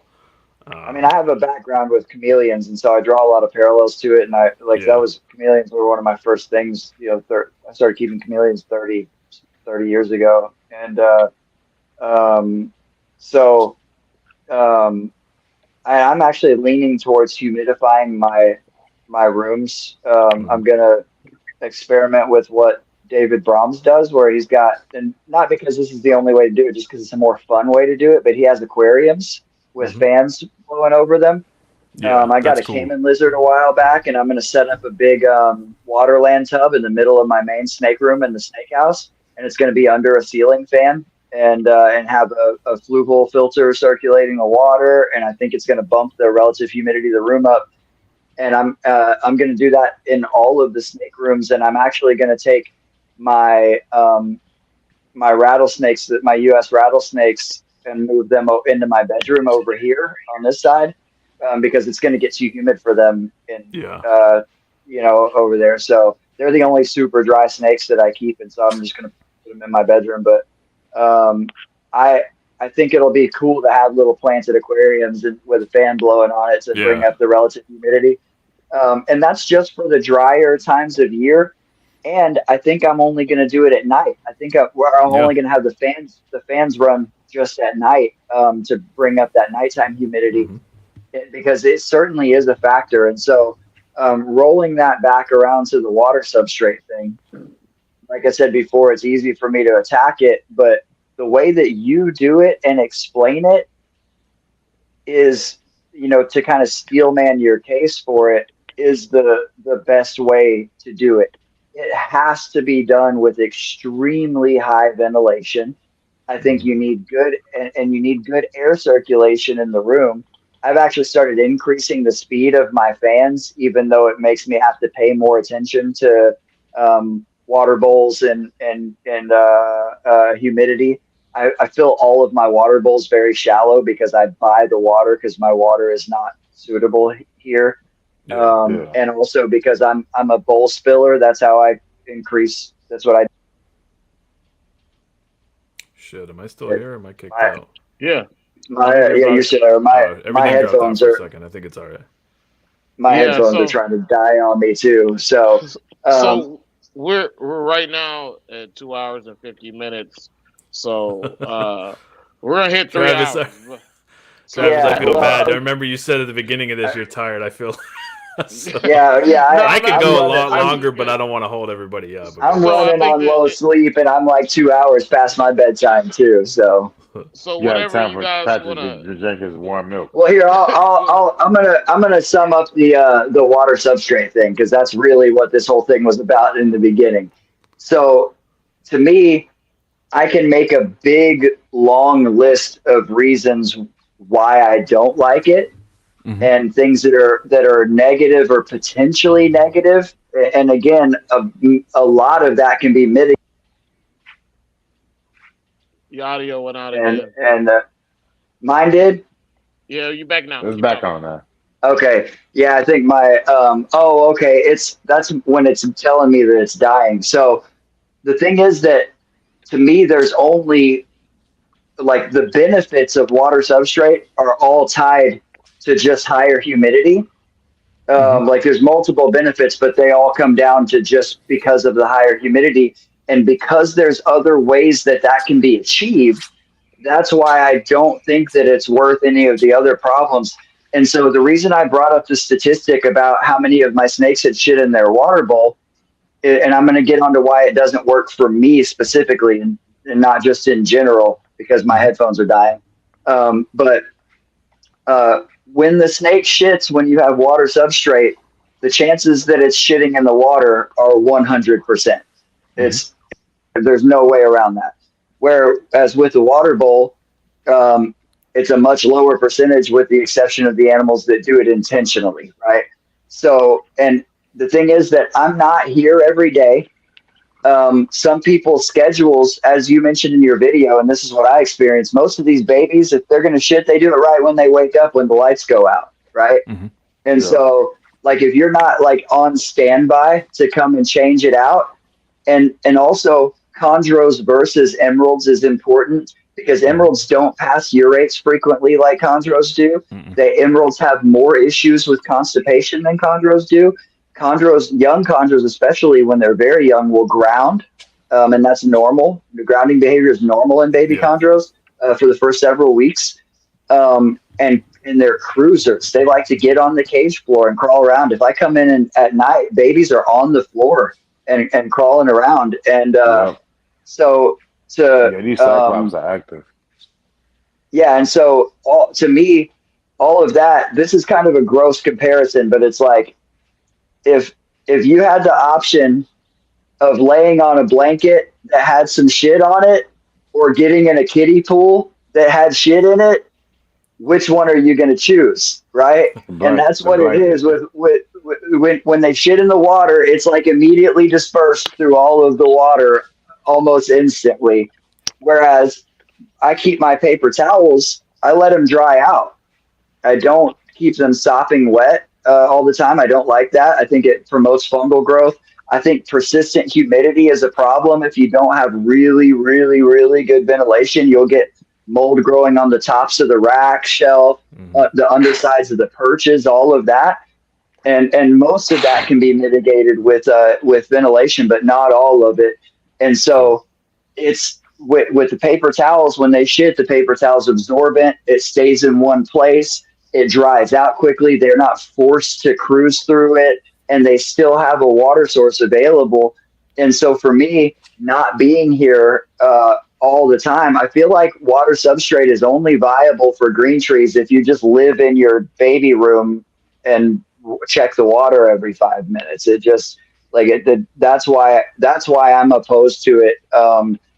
For a lot of people, and I know that again for you, you don't like tell people this is the way it should be done or whatever. And like with my Laticinctus vipers, they're in bare bottom enclosures, and when they get watered, I have old school drip cups on their enclosures, like chameleons, just holes, and I pour it in there. They have water Drip down substrate flow. for a period of time after I water them, but my big female Laticinctus hasn't shit in 6 months. So, and that's normal. Like, it's just normal for that species. I have snakes that only shit 2 to 4 times a year. Yeah. And, so that to me, that's a totally different thing. Like my big Gaboon Viper, I feed her like 8 times a year, and she shits like 3 or 4 times a year. So but it's different with a baby chondro that's passing urates constantly, and they're just they're messy. Yeah, what I started learning with them is that basically, so the approach I take to minimize how much time I have to spend on it is, they tend to piss shortly after lights go out, and then also early in the morning. So so that's when I'll try to check, the most. I'll just make a check real quick, see if any have pissed. Usually it might be 1, it might be 2, depending on what age and how often they're passing them. But you're right; it involves more time. The chondros in particular are passing urates more often than the emeralds are, and defecating more often as well, because they digest just so much quicker in general overall. You know what I mean? They're if you fed a baby emerald the same way as a baby chondro, you'd have a dead baby emerald pretty quick, just and be backed up and like crazy. So yeah, I think those are valid points. As I've put in that video, I think I could also pick apart some of the elements of what you're saying with the paper towel, in terms of them crawling through it potentially in the paper towel is still there, although of course not the same level as crawling through the water. If they are a water bowl shitter, then you basically are immediately facing the same problems as keeping over water bowl substrate, so you still have those same issues. And then the issue of on a paper towel or any other substrate, when they urinate or defecate, there's obviously some stuff that's going to evaporate and kind of disperse across the whole enclosure and to some degree stick on the animal itself, but certainly on the walls of the tub, on the perch, rim of the bowl, and on the snake's skin. And so for the people that specifically, and this might not really apply so much with you, but for the people that are specifically spraying the animals heavily and getting them and encouraging them to drink off the walls and to drink off their own skin, they're potentially taking in particles of feces and urates that way, as well. So I think the underlying kind of message there really is, no matter what you're doing, you got to keep the shit, keep the water as clean as you possibly can, no matter what it is, and you got to base what's gonna work for you based on your schedule. You know what I mean? For me, I'm able to check multiple times a day, and I don't have to. It's not a problem for me to do that. That's not going to work for everybody, and that's not going to be feasible. It also depends on the size, the amount of animals you have. I would say more than likely I would be reconsidering, if I was working strictly with chondros versus emeralds, and I was cranking out a shitload of chondros every year, as often as they're urinating and as often as they're defecating in comparison to the emeralds, I might rethink doing water substrate just because of the amount of time.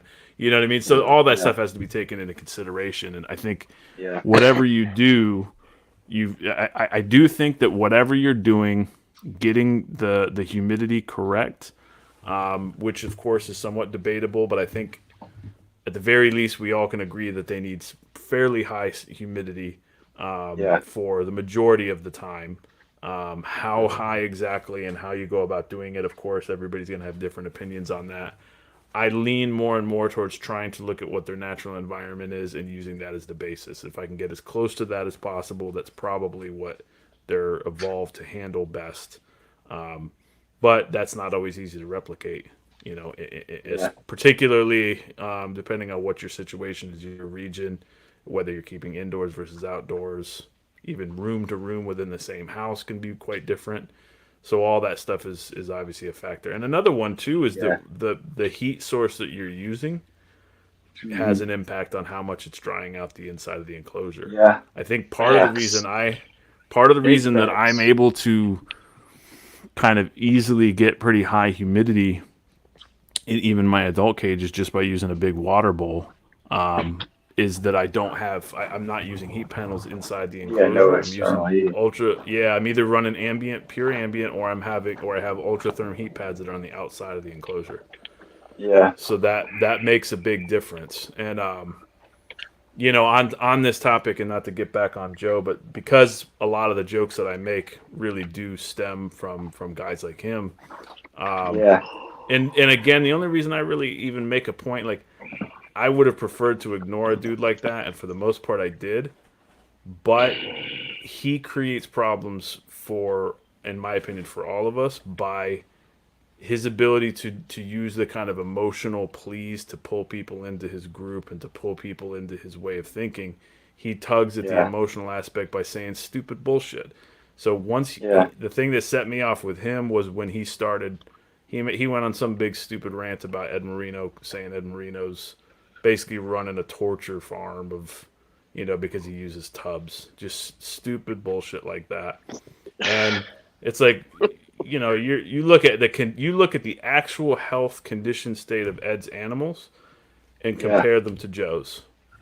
Yeah. You know what I mean? Do you think the animal prefers to have stuck shed and prefers to be put in a situation where it's forced to be bred by a male when it just gave birth a few weeks ago and is on death's door weight-wise because it has an extra, 12 inches of horizontal space, or because it has a heat lamp or something? You know what I mean? It's just, it gets stupid.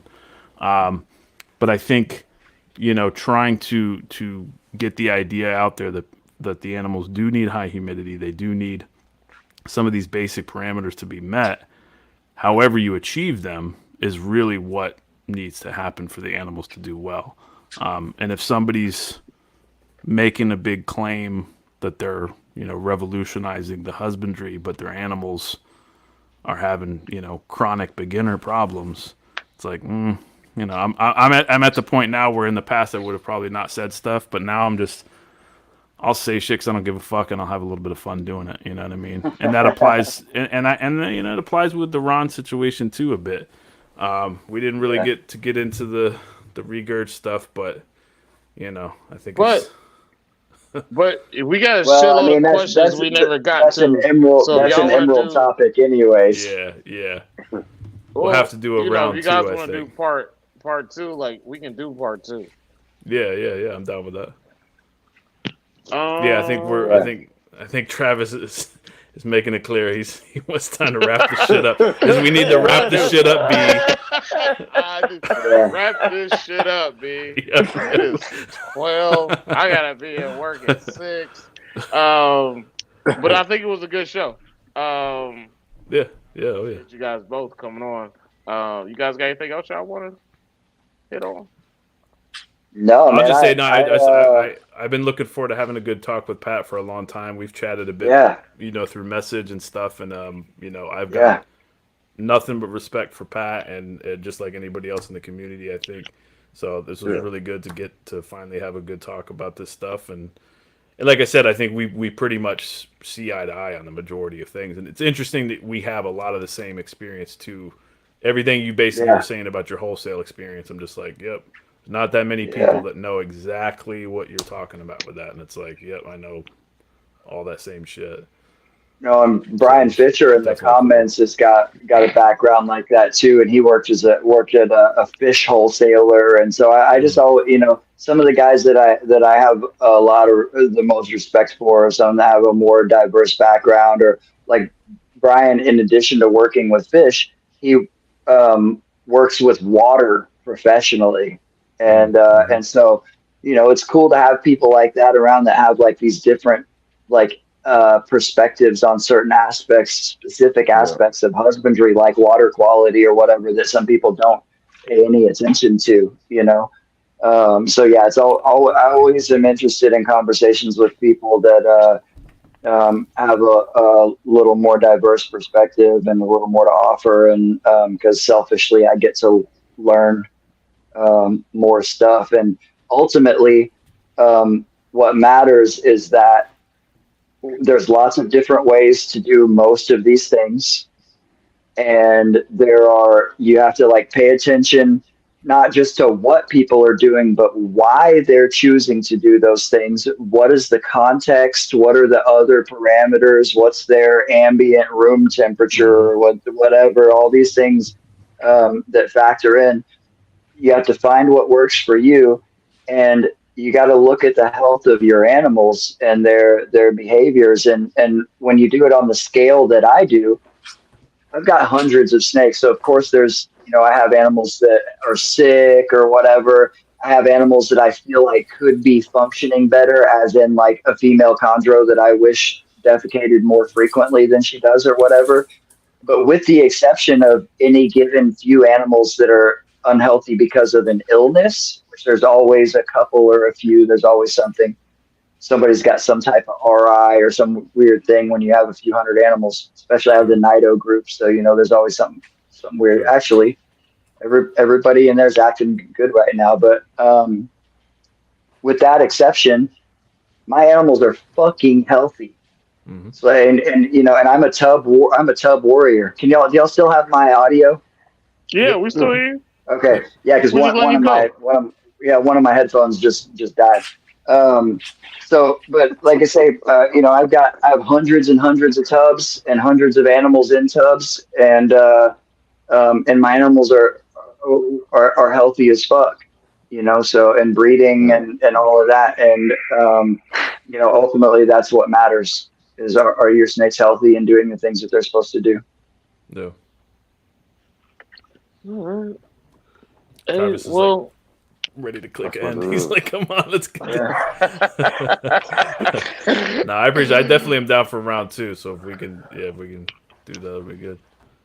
We will definitely do round 2. For sure. Round 2s are great, as long as you're not kicking it with Diddy, man. What are you talking about? But I think, Keno, you got anything you want to say before we get out of here? Because I appreciate both you guys for coming. No, I appreciate them too. For giving us y'all time, man.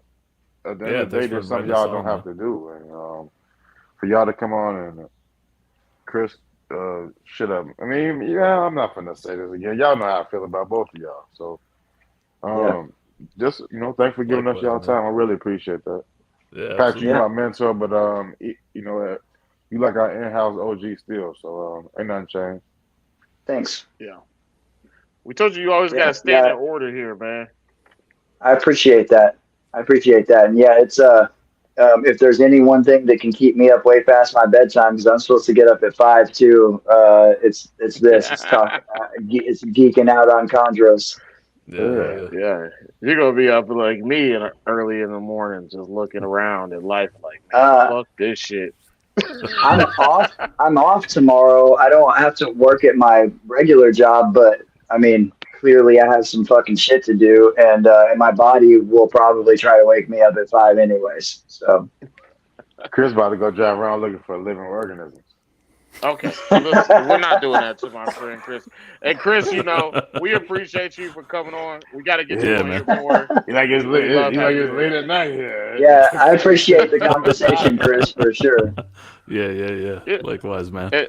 I'm glad I got to make videos for you too, man. That shit was fun. Yeah, those were fun. I love seeing that. Fucking, especially the Otis one, man. I was like, fuck yeah, because we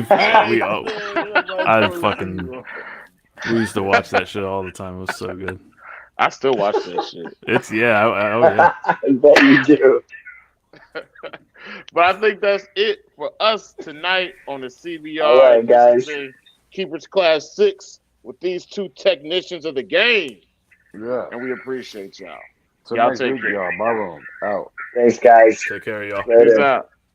Peace. The white Morgan Freeman? What the fuck?